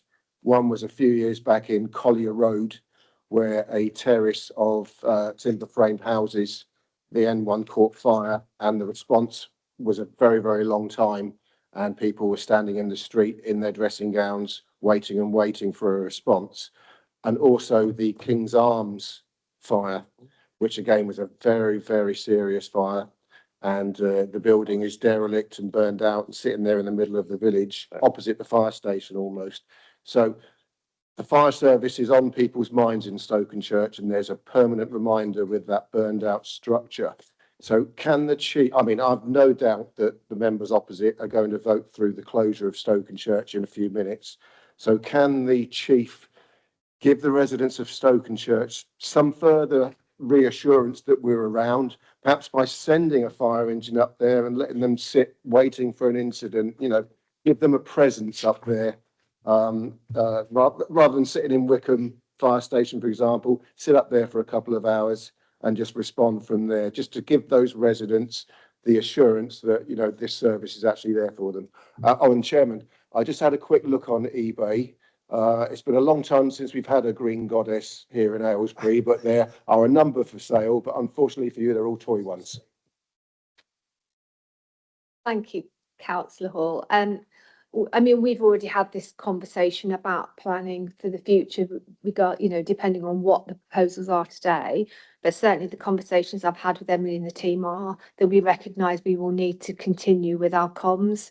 And we've talked about having further drop-in surgeries, particularly around those stations that are likely to be affected if the proposals are agreed today. We do understand the concerns and the fear and the fact that reassurance is really important, but we remain confident that actually we can respond to those station grounds with our whole-time crews adequately and safely. But I take your point, and absolutely we will continue to do that. Thank you. I think that ends questions to the Chief.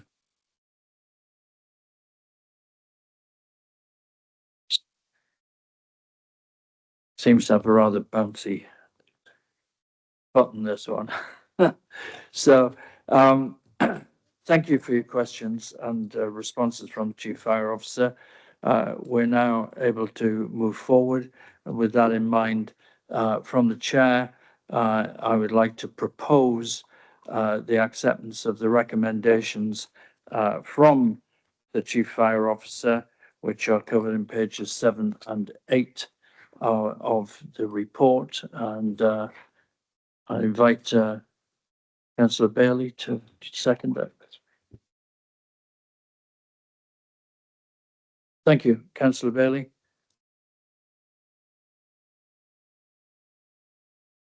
Yeah, before we move into the debate, would members wish to have a short? Yeah.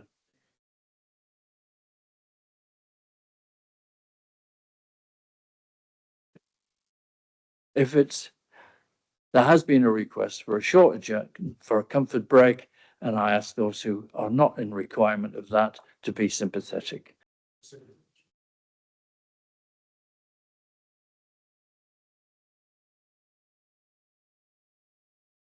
Thank you, everyone. Hope you're suitably refreshed. The recommendations are included on pages 7 and 8 of the report, and I'm happy to move them. Councillor Bailey has indicated that she seconds that. So I invite, first up is Councillor Hussain OBE. Just before you pre-propose, I just wonder if Councillor Stewart or somebody will support me to keep the engine in High Wycombe, please.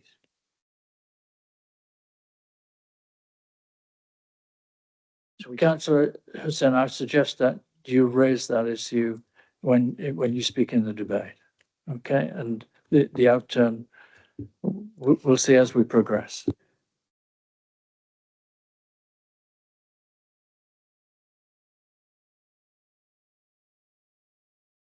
To speak in the debate, and it'll save us having to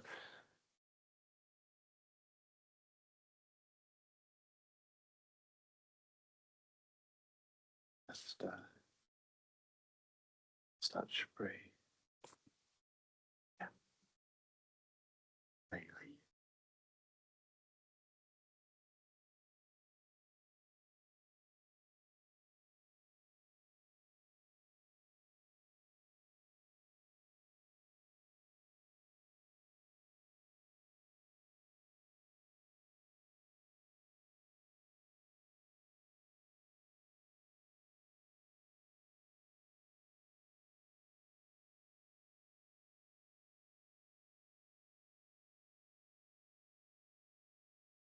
I have Nicknam Hussain, Lancaster, Stutchbury, Wilson, Gom, Rouse, Hall, McLean, Showell, Hussain OBE, Carroll, Showell, and Bailey's reserve no right to speak. And it'll be 4 minutes each. With the exception of Councillor Wilson and yourself, should you wish to close. Okay, well, just for formality's sake, we have a list of those who are to speak. There's a time limit of 4 minutes on speeches, except in the case of the Chair of Oversight and Audit and myself as Chair of the event. So I invite Councillor Hussain OBE to speak first. Right, Mr. Chairman, just briefly saying that as we are discussing, and I just wonder if Councillor Stewart or anybody would second me keeping this FR in High Wycombe, please.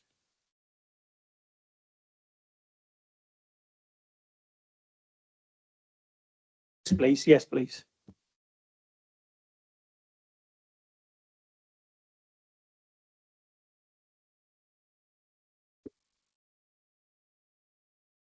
Seconded. That's all, that was the sum total of your. Yes, please. Okay. That's all. Recorded vote, Mr. Chairman.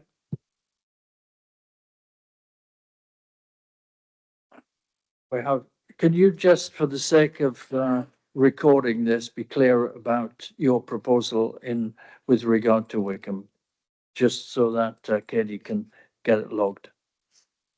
I think it was clearly said that retaining a fire engine in High Wycombe, which we saw in the report, would be. That's in relation to item 1D in the recommendation. Probably would be. I haven't actually gone through. Yeah, it is.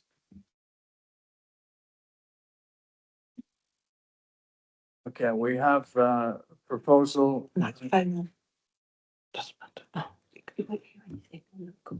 And it's been seconded, Chair. So Yeah.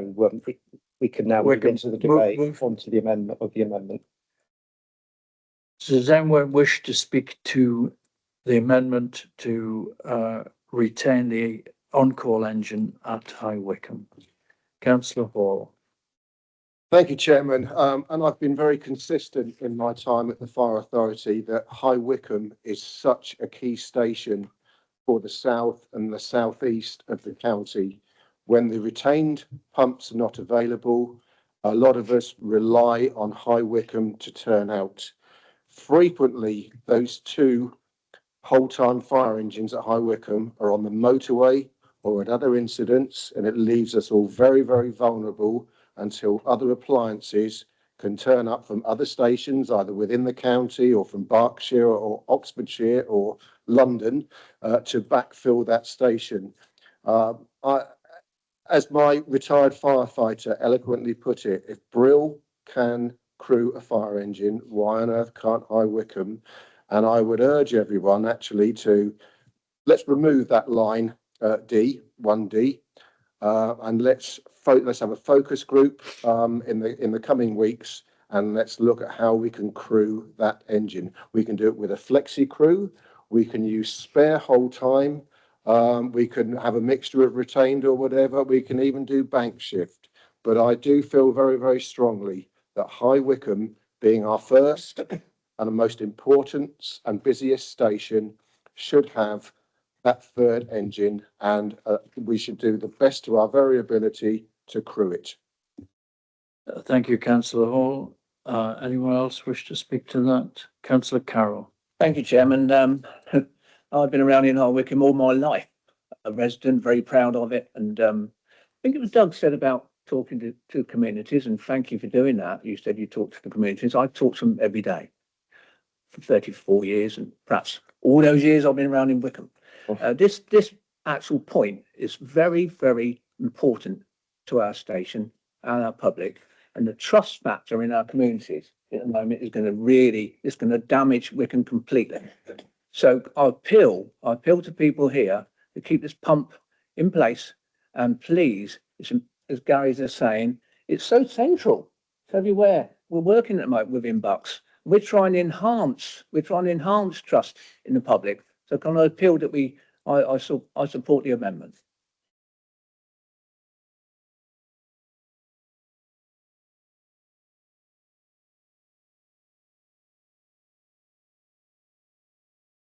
Thank you, Chairman. I recognise this is the second attempt by members to try and trap me on this High Wycombe question. And I will go back to the points I made the last time this was attempted. which is that we have extraordinary low availability for on-call at High Wycombe, which means that the pump is not actually available in any meaningful way, shape or form.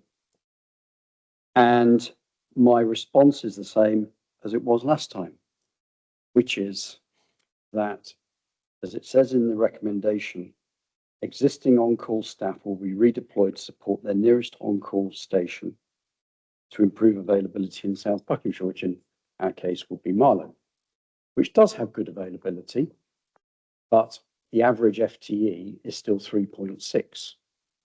So indeed, if we need minimum of 4 crew on the appliance, redeploying the even smaller number of staff from High Wycombe on call to the Marlow station, I think actually is a service improvement, because we've got a much better chance of getting an appliance out of Marlow on the run than we do out of the very low level of staffing we have in High Wycombe. And I too, obviously spent a lot of time looking at the consultation response with regard to the areas that I'm closest to. And I think has already been alluded to, there were 25 responses to this consultation from High Wycombe, and that in itself raises a lot of questions. But obviously I discussed it a lot with people, and in fact I did attend the High Wycombe drop-in. So I don't know how many drop-ins other members attended, but I was there, and it wasn't particularly well attended, but I was there to listen to particularly parish councils that were turning up for clarification. So I would like to say that I actually have spent a lot of time looking at this. I've looked at the implications on a cross-station basis, not just trying to pick one aspect that suits an argument, but actually looking at it in the round. And that's how we have to consider these things. So, I can only say, if you want to keep trying to trap me on this point, I'm going to keep giving you the same answers, which is look at all the stations in the round, look at the availability in the round, and we've got the best chance we have of getting Marlow on-call station on the run than we have pretending that High Wycombe is ever going to get on the run. Thank you, Councillor Hall. Councillor Bailey. I think I'm just going to add to that and say that I believe we've been presented with evidence within the pack for the proposal as a whole. I would, of course, expect senior leaders to keep an eye on High Wycombe, but as Councillor Wilson said, the proposal going forward is that we strengthen on-call services where we are most able to do so, and therefore I don't support the amendment. Councillor Hall, were you indicating that you wanted to come back? I just wanted to come back on a point of which Councillor Wilson raised, and all he's done is talk about retained for the pump at High Wycombe. I said let's look at alternative methods of crewing, such as flexi crew and use of spare hold time, etc. So it's a wider issue than just looking at the retained and lack of retained. And I think that was my point. And Councillor Wilson has gone off at a tangent there, because I'm actually saying let's look at different methodologies of crewing that fire engine. Councillor Stutchbury. Let's be actually clear. The decisions we're doing is based upon the report. I totally respect that you would wish to put amendments on amendments. I totally respect that. The evidence suggests, and has been not spurious, it's been demonstrated within the report, that to get an uplift, we could bring on Marlow. Now, I don't live in South Bucks, but I get lost there sometimes when I'm down there. And but I do know the distance between Wycombe and Marlow. And I know that it's connectivity to the highway, to the motorway. But also we have to remember that, as was said in the questions from the chief, the hierarchy, they're continuously going to look and evolve and make decisions forever. So they're continuously looking and evolving these decisions, and we won't know all of them until they come out. But I think it's just I obviously know, because we're on Buckinghamshire Council, why you would do entrapment amendments and such. But this, I respect that, but you know, to be honest, you had a really good explanation of what the report was, and I hope that you would have heard it and noted it.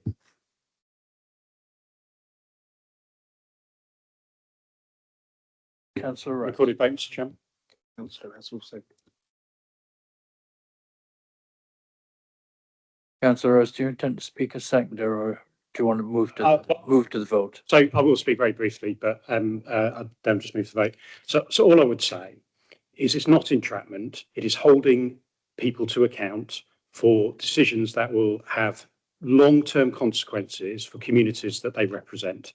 We'll talk later about the fact that it is, of course, the role of officers to bring proposals to this Fire Authority, but it is our responsibility now, the baton passes today, for us to look at it in the broadest possible context.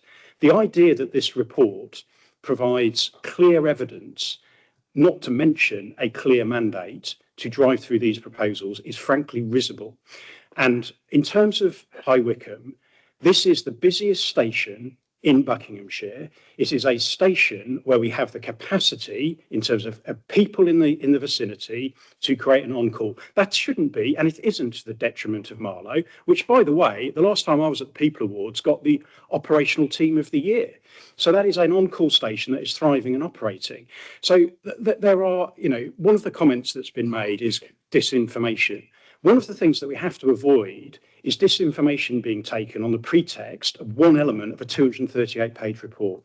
We heard very clearly from the Fire Brigade Union, eloquently, directly, the consequences of this change. What Councillor Hussain Obe is doing is standing up for his community in High Wycombe, and he has my complete support in doing so.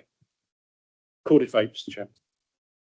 Before we move to the vote, does Councillor Hussain wish to add any further comment?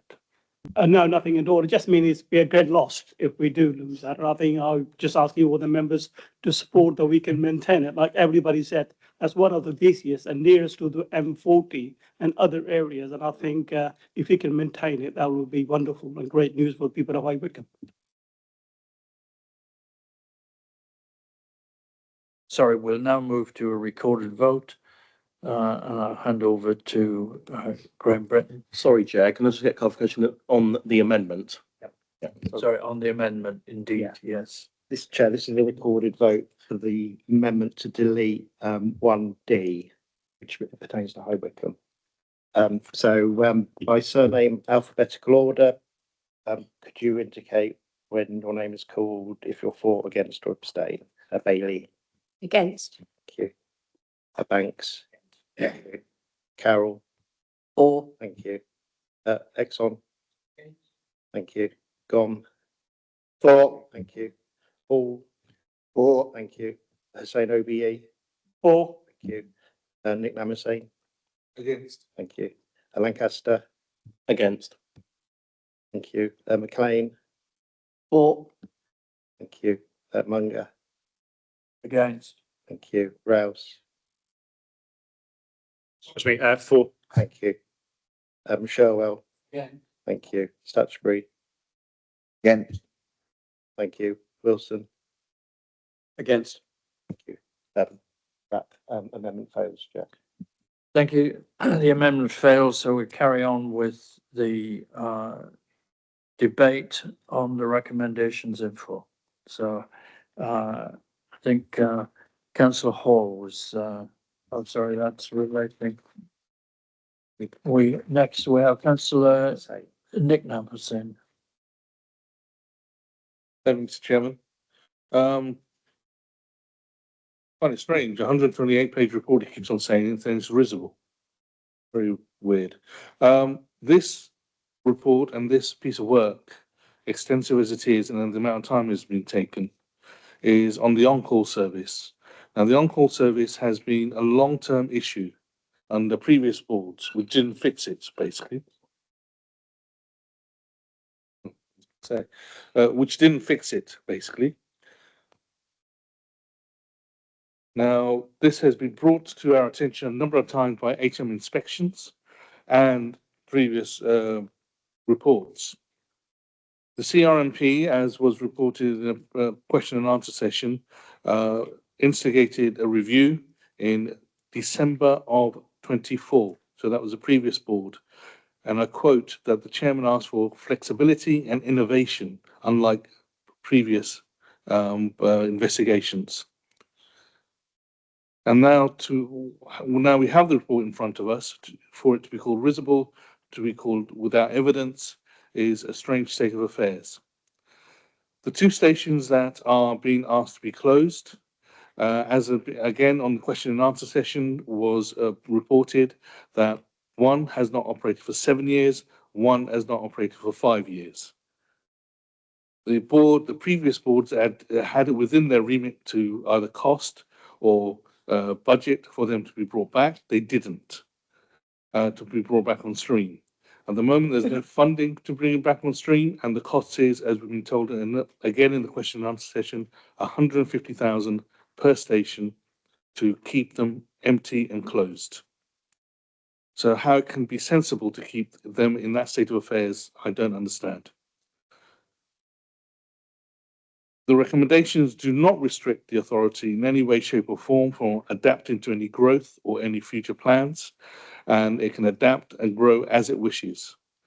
So the issue here is a number of things. One, in-call service has been a problem nationally and locally. So how do we fix this? And how do we fix it so we have a flexible, innovative, and a cost-effective service? I believe this report tries to answer these questions. No report is ever perfect, and no recommendations are ever perfect. But I think it does its best to bring flexibility and innovation to the force, to the service, and hopefully to service and the safety of our communities. Thank you, Councillor Hussain. Councillor Lancaster. Thank you, Chair. And I think this is an important and constructive step that we're doing to make sure that we're thinking about now and also the future. The first point I want to recognise is that the service needs to continue to evolve. And obviously that comes with the risk and demands that the communities are facing today. We know from the operational data that's been said about Stokenchurch, it's not had an appliance leave the station for 7 years. At the same time, I do take it on board that the county has grown in both Milton Keynes and also Buckinghamshire, that incident patterns have shifted and that pressures on the crews have changed significantly. But this is to ensure that we place our people and equipment where they get the greatest impact. It's modernisation. It's not about removing something from one area to give to another. It's about ensuring that our responses model that reflects that current reality and what we can do to protect the public effectively. I think another key element of the programme is reliability. We know on-call availability has been effective for many years on a national level, and there's also changed in working patterns. These people are obviously doing it in their spare time. They've got their lifestyle pressures on top of that, and we know that there's some recruitment challenges. We hear about this frequently, and it's not just unique to this fire authority. This is nationwide. But also, this directly addresses those concerns, and it reshapes the structure, so supporting the staff more effectively and investing where it strengthens the front line. The aim clearly is simple. When someone calls 999 or 112, we want to make sure that we're confident that the nearest resource is ready and able to respond, not in areas where it's been mothballed for so many years. Third, the programme ensures that public money is being used responsibly in my eyes, continuing to direct funding towards stations and fire engines with very low or zero availability does not give communities the protection that they deserve. I think reinvesting those resources into areas where we generally enhance safety and performance allows us to build a service that is both sustainable for the future and better equipped. And it's not about cost cutting, as I keep hearing. I've said this in other meetings. It's about making sure that every pound improves public safety. Another important benefit is that the focus on strengthening community safety through targeted investment in people. So that means we're going to be, as we've mentioned before, better training, updated equipment, and more robust on-call support models. That means that we'll allow our crews to manage the increasing complexity of incidents that we now face, but also when we have severe weather events, and also when we have road traffic collisions and wider community risks. We have these investments ready that our firefighters are better prepared and better supported for now. And this is a programme that we can adapt for in the future. As Councillor Wilson has said, this is an and that we can do on top of things in the future. The programme supports quicker, more consistent responses times, and it means that the on-call availability needs to be a better impact on how quickly we can respond in certain places. By making these decisions, we've had to look at this performance data and making sure that the resources are in a way that improves the likelihood and make sure that it improves the timely responses. A faster response obviously will save people quickly. Simple as that, if I'm honest. It's also important that we highlight, sorry? Oh, okay. It's important that we approach strengthens accountability and professional independence, and it gives the service the ability to make decisions in operational evidence and risk, rather than what's happened historically or by organisational habits. So, on the being able to close this for you, Chair, the improvement plan is not simply a reorganisation. It's clearly a long-term commitment to improve how we protect the public now and to strengthen reliability, safety and efficiently, and looking at further development down the line as it comes. Thank you. Thank you, Councillor Lancaster. Councillor Stutchbury. Thank you for the opportunity to speak. I think, firstly, I'd like to stress the thoroughness and detailed professionalism that has begun into the openness and the clarity and the wish to engage has been done within the consultation. That's best been expressed today by the contributions today to the debate and to the discussions, which shows that actually consultation worked, because like in all things, there's always two opinions, if not more. One of the things which I think this will do and should do is to strengthen our ability to improve. That has been lacking for so many years. And this report does give us a one-off opportunity to try and improve the situation. Why? Recognising there's change and having the ability to change. In my own area, which is a large rural area, agricultural area, and remains so, presently anyway. So there will be opportunities to strengthen and put a four-wheel drive unit in, or a reaction unit in there. One of the things we did have found out, and has been with climate change, is that the amount of fires we're getting in rural fires, the amount of different types of challenges we're getting. So that will strengthen and be diverse. Also, it doesn't take away the ability to deliver a fire service or backup fire service. I'm sure that, like in all things, we will look at this as a point in time, but not a final point in time, because the Buckinghamshire and Milton Keynes fire service has been around longer than any of us on it, and it will be around longer than that. But we will have to make sure, and it has done within it, that we're going to have the ability to address the changes. And I'm reassured through my discussions, which have been lengthy, with colleagues and officers, that they truly tried to address the concerns made. And in that, it's not been easy for them.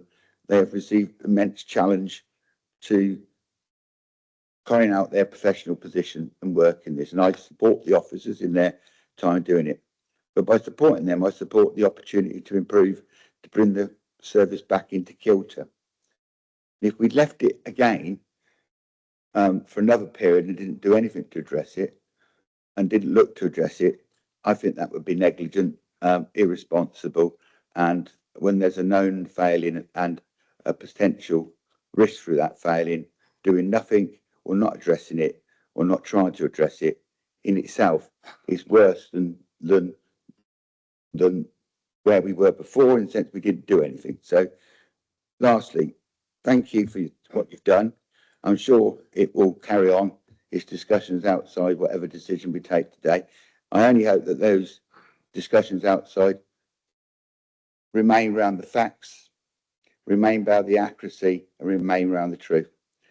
And they're not deviating from that, and we don't have apophony or hypophony of different facts to suit different stories, because that would be really regrettable. We had it in the build-up to this, and there was almost a story for every occasion.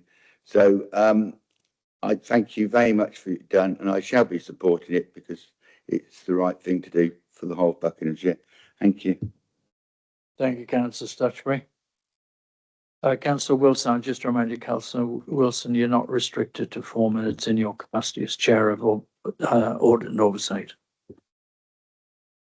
Thank you, Chair. I will try and not cover points others have made. I wanted to pick up a couple of points that had come up earlier on. Industrial action is covered on our corporate risk register, and it was covered at the Overview and Audit Committee last week in terms of mitigating response. So I just wanted to clarify that.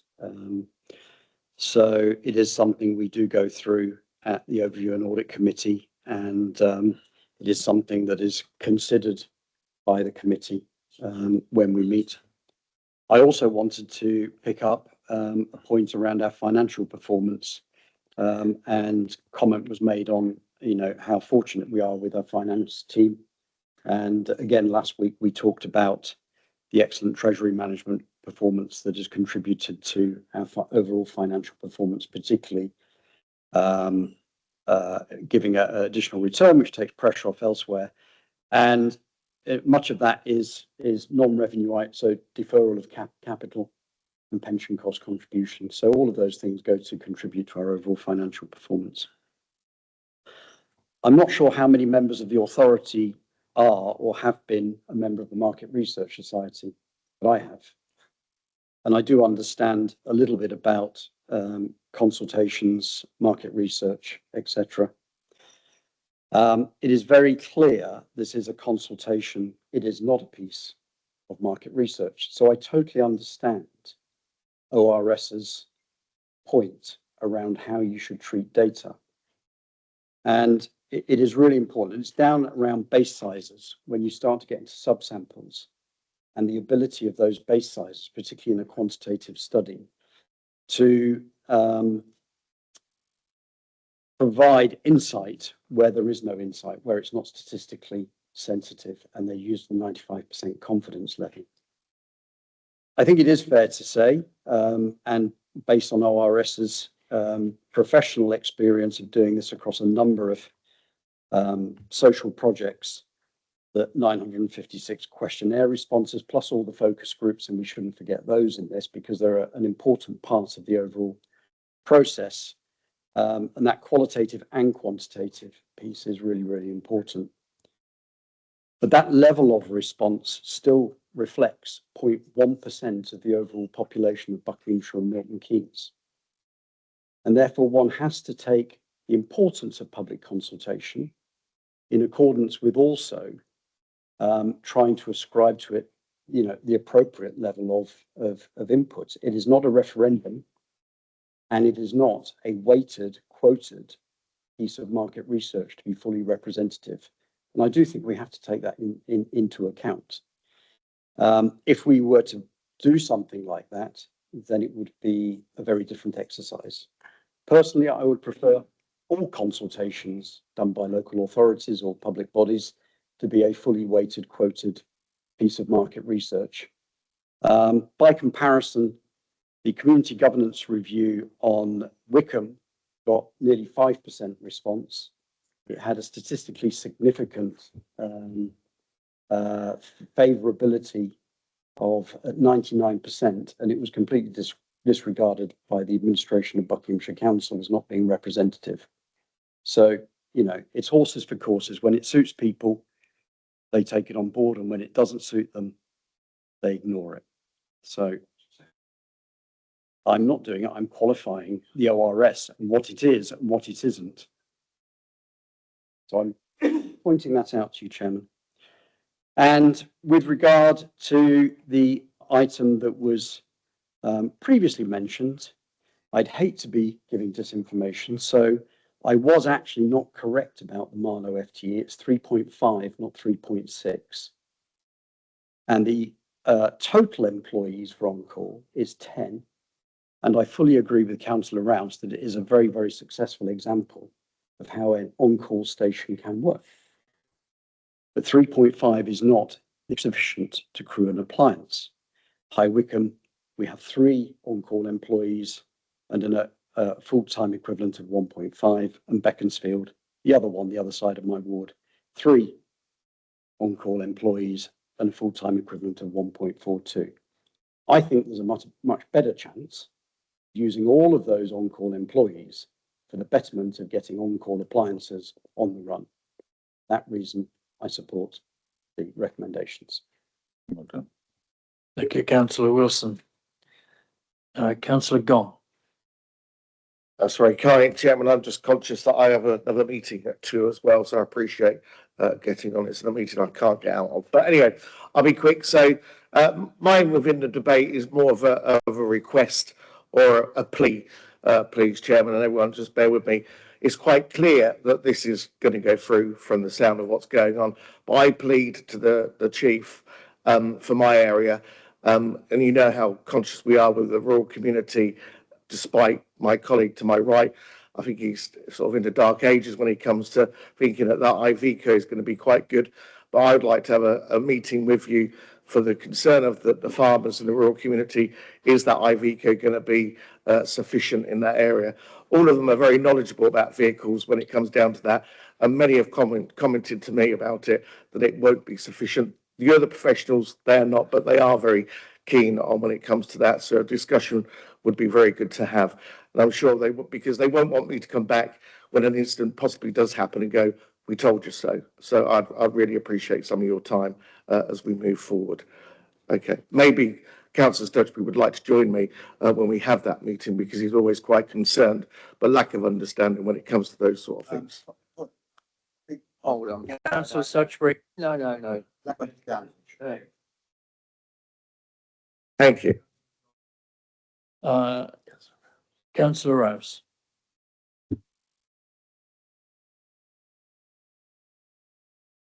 Mr. Chairman, I just want to start with one observation. One of the things that has been disappointing through the course of the last few months in September is there have been attempts, including, I have to say, during a speech you made at Buckinghamshire Council, to suggest that the Conservative group's opposition to this means that we are disregarding the professional opinion of officers. And I just want to be crystal clear before I make my fuller remarks.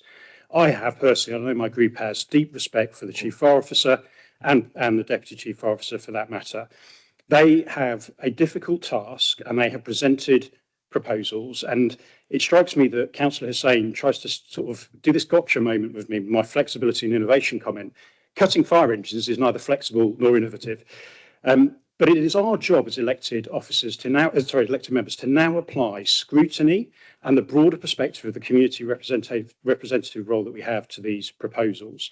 And it is perfectly possible to disagree with the approach, to disagree with the proposals, and not have any doubt about the professional competence or indeed motive of officers. And I just want that to be on the record. I am sorry, actually, because when we first started this, I knew this would be controversial back in February 2025, and that's why I sought to create consensus. I got every political group in a room because I knew there was no way this would ever get the command of communities unless they saw that it was an endeavour. And we left that February meeting with a clear consensus across political groups.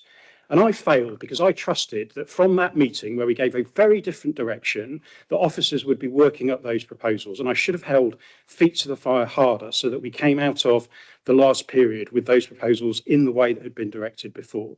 And instead, we've ended up with a situation where the largest group on the authority was excluded, and that has failed to create consensus all the way along. And now we're facing what frankly is a mandate crisis for this authority, because we can argue about market research, Councillor Wilson, and I will remember that you are choosing to ignore this fact. The public has overwhelmingly in this consultation said no. The Fire Brigades Union has overwhelmingly said no. The Fire and Rescue Services Association has overwhelmingly said no. Buckinghamshire Council, the largest constituent body, has overwhelmingly said no. The only two members of Parliament that could be bothered to respond to the consultation, Mid Buckinghamshire and Beaconsfield, have said no. 57% of the public said, do not cut our fire engines. 50% said, do not close our fire engine. If you're in Milton Keynes, Stokenchurch and Great Missenden don't matter to you, but they absolutely matter in those parts of the world. So the idea that we should do this on the basis of historic data, that we should do it the basis on less than a fifth, just about a fifth of staff engaging, is simply not a credible mandate for these changes. And we heard quite clearly from the Fire Brigades Union that this is going to potentially lead to an industrial dispute. And we have to take that into consideration. So I just say to everybody, we should have done this on the basis of consensus. I believe we need to make changes to the on-call service, but that should be on investment. Radical overhaul of the on-call recruitment processes, which you heard for the first time today, we're not doing on a rolling basis. It should have been on the basis of radical overhaul of what it takes to be an on-call firefighter, proper employer engagement. And instead, what we've ended up with is the path of least resistance, which is just cutting fire engines and cutting stations. I will not support this. And I have to say, this may well be, I don't know, for me, the last time I speak at this fire authority. I hope that when the new fire authority comes into power in June, it looks at this proposal and seeks to reverse it, because the legacy that people are choosing to deliver here is the hollowing out of the fire service in Buckinghamshire. And I think that is an incredible shame, and it is one that I really hope we step back from today. Thank you, Mr. Chairman. Thank you, Councillor Rouse. Bang on time. Councillor Hall. Thank you, Chairman. Well, as far as I'm concerned, this is the consultation that should never have been. Tracy, when we went to appoint a new chief fire officer, you, Emily Darlington, me, a few others, cross-party, we sat down and we chose from our list of candidates the person that we felt would drive this authority forward. And I think we made a good choice, cross-party. Oh, sorry, I thought you were. My mistake. Why on earth didn't we cross-party sit down and look at this consultation and take forward something on which we could all agree? There are aspects in here that I could absolutely support, but there are things such as the fundamental one about High Wycombe that I am dead against. We could have done this in such a different way if we'd have done it on a cross-party basis. Instead, we've rushed forward this consultation. In my opinion, we brought the fire authority into disrepute, we brought the fire service into disrepute, and we've placed our officers in an impossible situation. It really is unforgivable what has gone on here. We've got people from Milton Keynes, quite a lot of you actually, a big rump of you, saying that in South East Buckinghamshire we should lose 2 of our 6 fire engines. That's very nice of you. Come down to South East Buckinghamshire and explain that to our residents. It's really, really good. You know, you won't even listen to one small amendment that is actually doable and can make sense. You're determined to drive this through.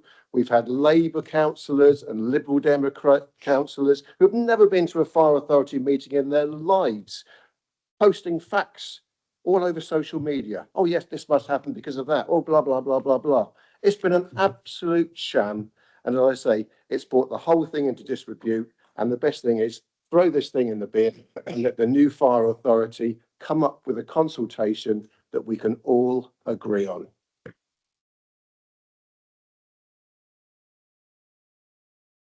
Chairman, before the next go, I've got to leave. I do apologise because we haven't concluded. I'd just like to say thank you. And I'd just like it noted that sadly I'd vote against the recommendation. Thank you, Councillor Gone. Thank you for your contribution. Councillor McLean. Thank you, Chairman. Just picking up something that Simon said, only 2 MPs voted in favour of, against it. All the others didn't.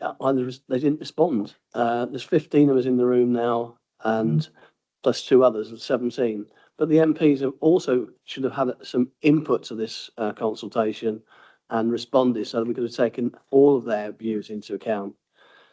One of the things that worries me is the lack of the opportunity for on-call firefighters. There's one specific section in the report where it's stated that someone who lived 10 minutes away from a fire station, on-call fire station, seriously doesn't want to do it anymore because someone who lived 5 minutes away from the fire station turned up on a shout, couldn't get a ride. that's going to reduce the number of people who are going to be committed to becoming on-call, remaining on-call firefighters.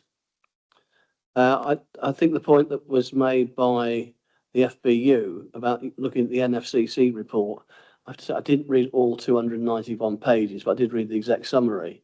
And there's some very good things in there, and they're proposing and how to reinvigorate the recruitment and retention of on-call firefighters.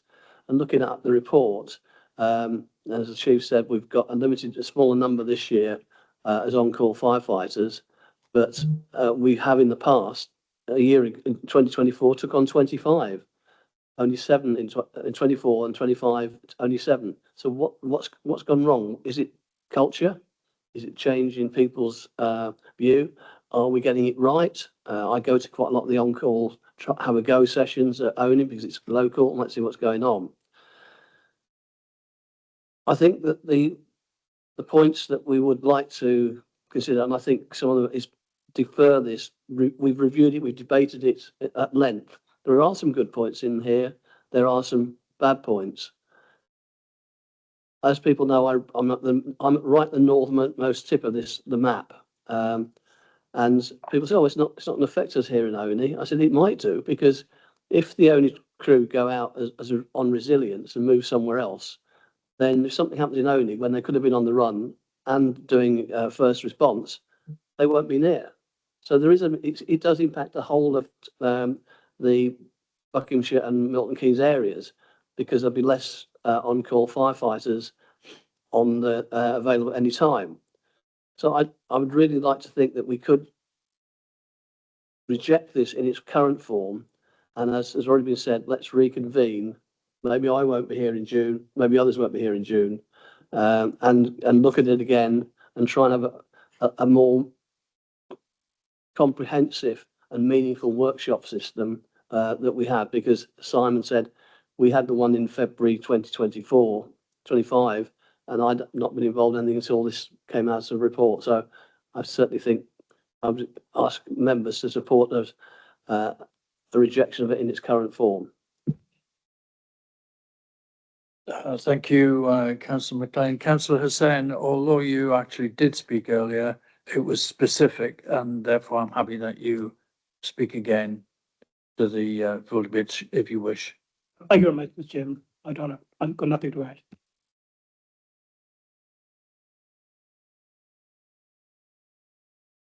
Thank you, Graham. You've preempted.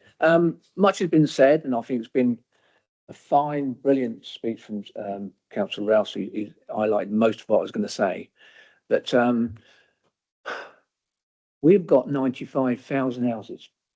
95,000 houses put on our doorsteps through a green belt over the next few years. And I visit lots of residents. I went to a line dancing thing last week, would you believe? 100 people there. And they were astounded. We're cutting services, we're cutting stations. So the message from me, obviously I can't vote for this. It's ridiculous, it's not forward planning, it's going to damage trust in our communities, so I will be voting against this, Chairman.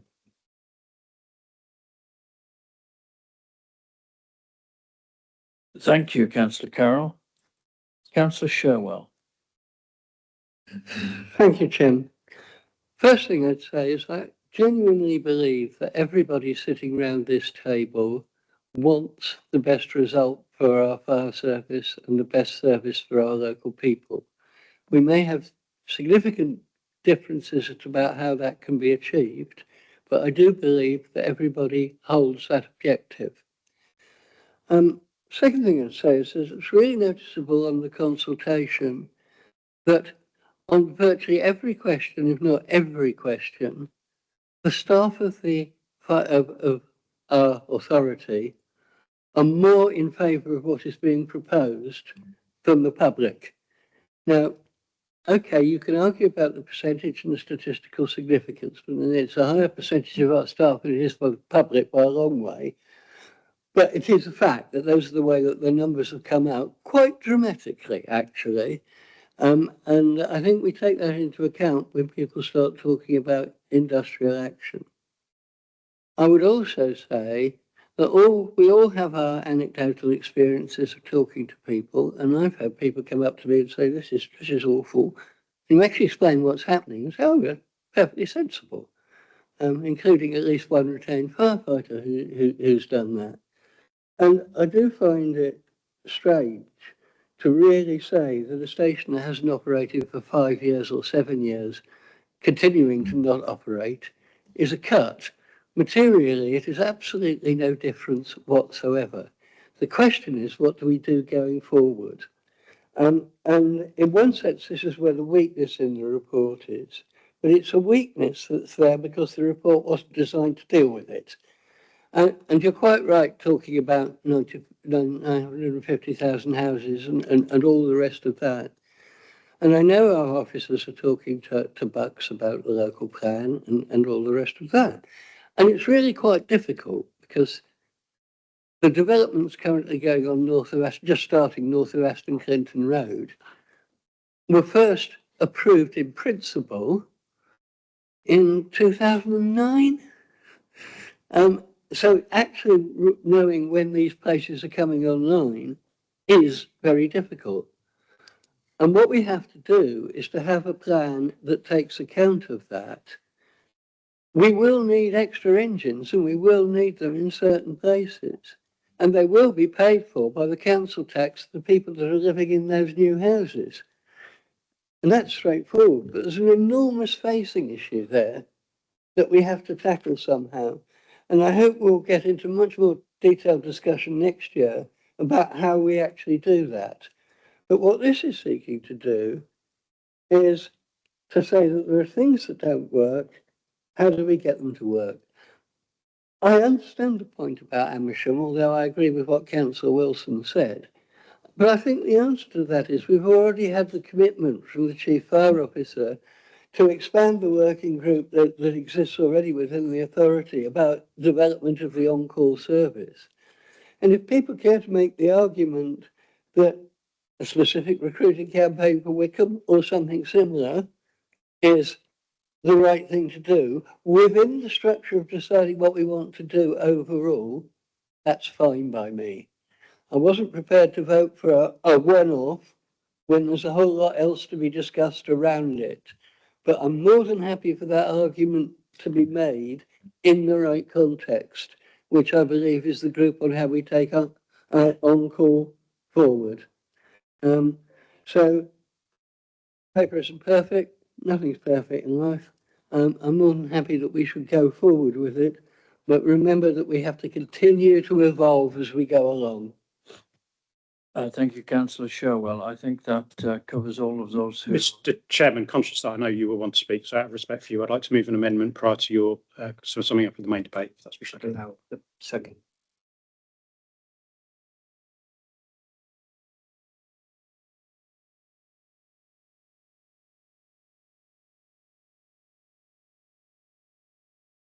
Thank you. I just wanted to make a few points that haven't been picked up on. In terms of the 3 Milton Keynes MPs, they may not have put their name to the consultation, but they certainly did have a meeting with Chief Fire Officer because myself and the Chair were there. We should not make decisions on the basis of a consultation alone because it's to inform our decision, not to dictate it. I think it has been an extremely useful exercise. Modifications have been made as a result, and there's been some other very useful feedback, which I hope the senior leadership team will be taking account of around flexible contracts, etc.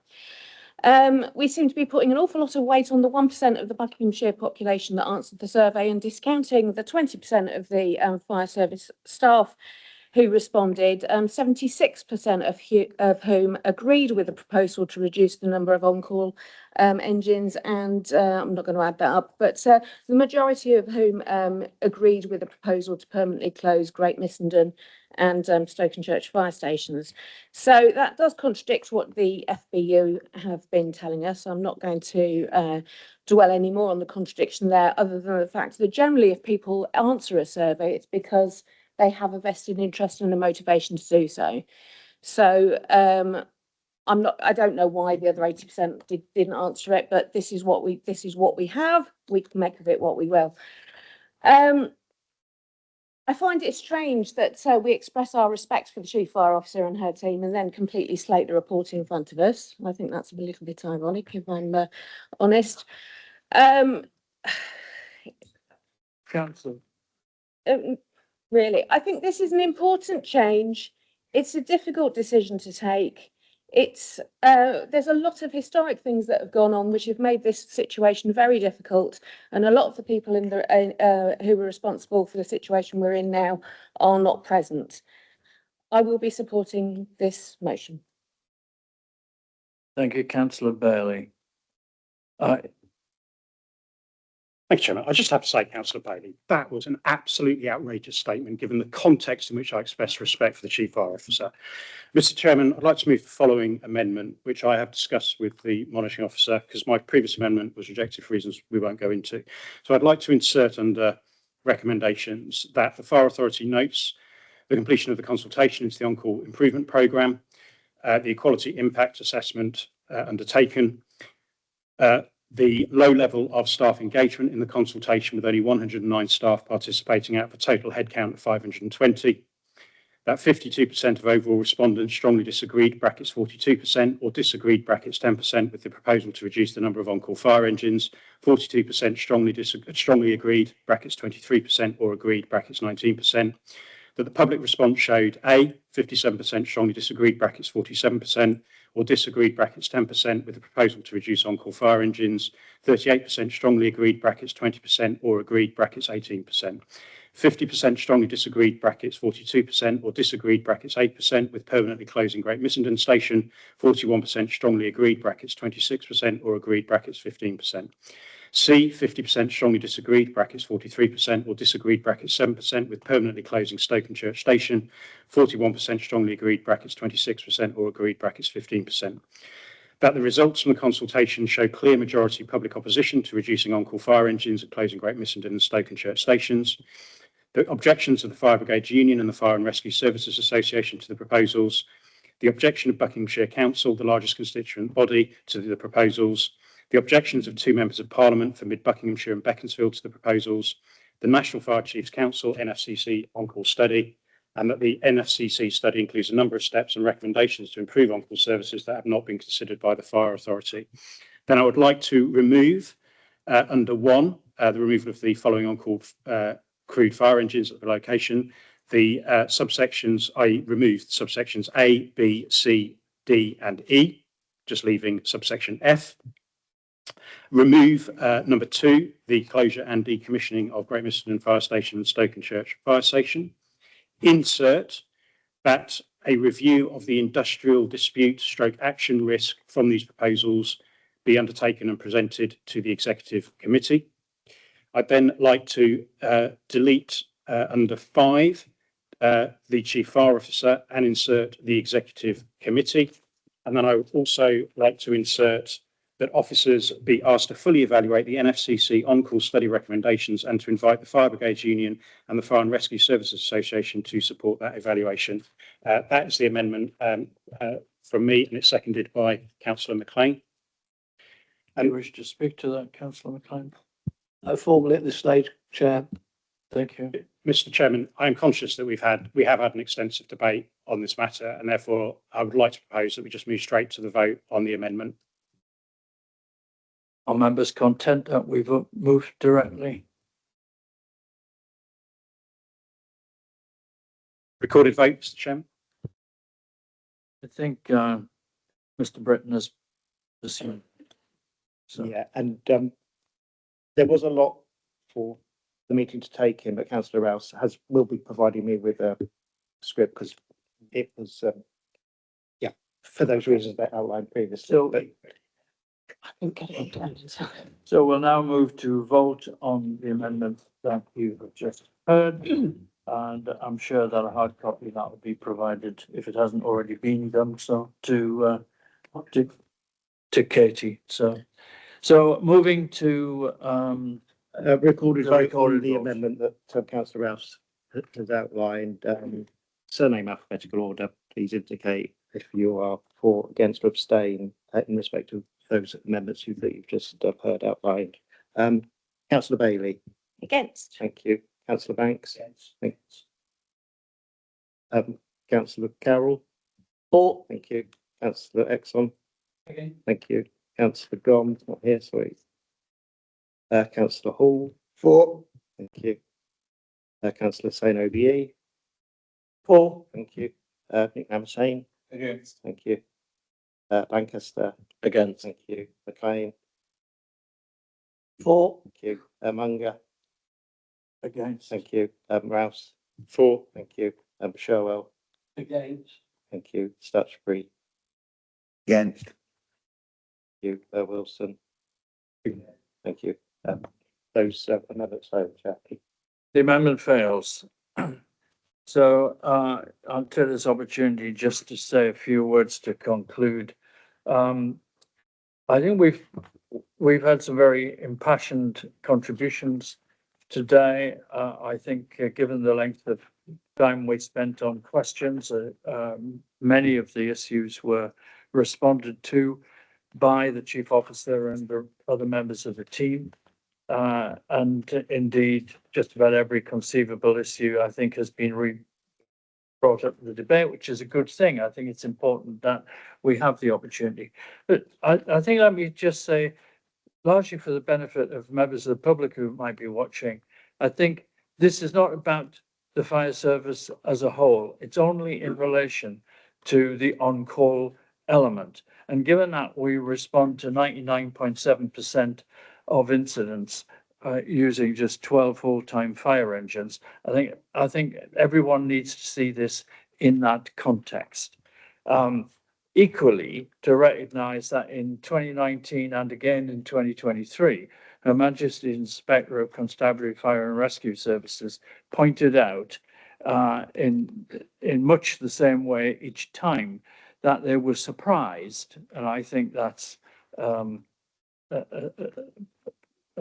interesting word for them to use. They're surprised that the service continued to maintain 30 fire engines when the 99.7% of incidents were responded to by just 12. I've also compared this with other authorities, and even our reduced level, if you approve this report, will still be significantly more than our neighbouring authorities do, which have larger populations to respond to than we do. The proposals to members are not an end in themselves, and I think this point has been made by others today in their own way. From my point of view, and I hope from the services point of view, we can be certain that this is actually a point at which we can move forward with a revised structure that is fit for purpose today and flexible enough to accommodate future developments. On the subject of Councillor Hall's favourite topic, the 95,000 housing, yeah, again, I'd have to say, I think in actual fact, it was Councillor Carroll raised it today. They aren't going to fall out of the sky tomorrow. We are well aware of the increasing housing commitment, the housing need, and indeed it's obvious that the public are too, because interestingly, in making a comparison, whilst 0.1% of the population responded to our consultation, in Buckinghamshire alone, as of yesterday, more than 6,500 people had responded to Bucks Council's housing proposal. So I think we get a clear idea that the public is concerned about that, but equally the services and of course the authorities express their concern. But we are on top of that, and we have responded. Again, I've said this before, we responded to the formal consultation, Regulation 18 consultation for Buckinghamshire and the Regulation 19 consultation for Milton Keynes. We'll have a Regulation 19 consultation coming to us in July if our Bucks planners keep to time. And again, the authority will respond. So we are entirely on top of that. And turning to another thing that's been mentioned today, the National Fire Chief Council report, all 290 odd pages of it, actually about 170 pages of report, and the balance is various appendices. Very early in the report, within the first or second paragraph, it states very clearly that the on-call problem has been with us for, and I quote, decades. This isn't something that's come about just in the last year, 2 years, 3 years, whatever. It's been evident to us locally in that period of time, but nationally, this is an issue that has always been there, and it's fraught with complications because of different structures for fire authorities around the country, different geographies, and we have to respond today to what we believe the situation to be now. And I think the report achieves that particularly well. We will have to pay close attention to local government reform coming down the line. That's going to be an issue which will further complicate things. We can't answer that today. All we can do today is address the issues as our professionals see them. And that's what we've done. I think I won't go over all of the points I made about comments in the debate itself. I think it's patently obvious to me, well, it is patently obvious to me that we need to make change. It's obvious to the Her Majesty's Inspectorate that we need to make change. It's obvious nationally through the NFCC and others, and expressed at the LRG conference last week, that change is needed. I urge you to see this as a step along the way toward positive change for the authority. Don't kick the can down the road. Please do support the recommendation in full that is before you today. Recorded vote, please, Mr. Chairman.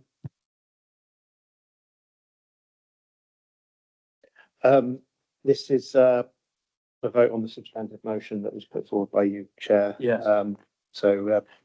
Roll call by surname, alphabetical order, please. When your name's called, please indicate if you're for, against, or abstain. Councillor Bailey. For. Thank you. Banks. For. Thank you. Carroll. Against. Thank you. Exxon. For. Thank you. Hall. Against. Thank you. Hussain OBE. Against. Thank you. Nick Hussain. For. Thank you. Lancaster. For. Thank you. McLean. Against. Thank you. Munger. For. Thank you. Rouse. Against. Thank you. Sherwell. For. Thank you. Stutchbury. For. Thank you. Wilson. For. That's carried, yeah. Thank you. As you'll have heard, that is carried, and that concludes our business for today, I believe. And I look forward to seeing you all at future meetings, particularly those who are facing elections in May.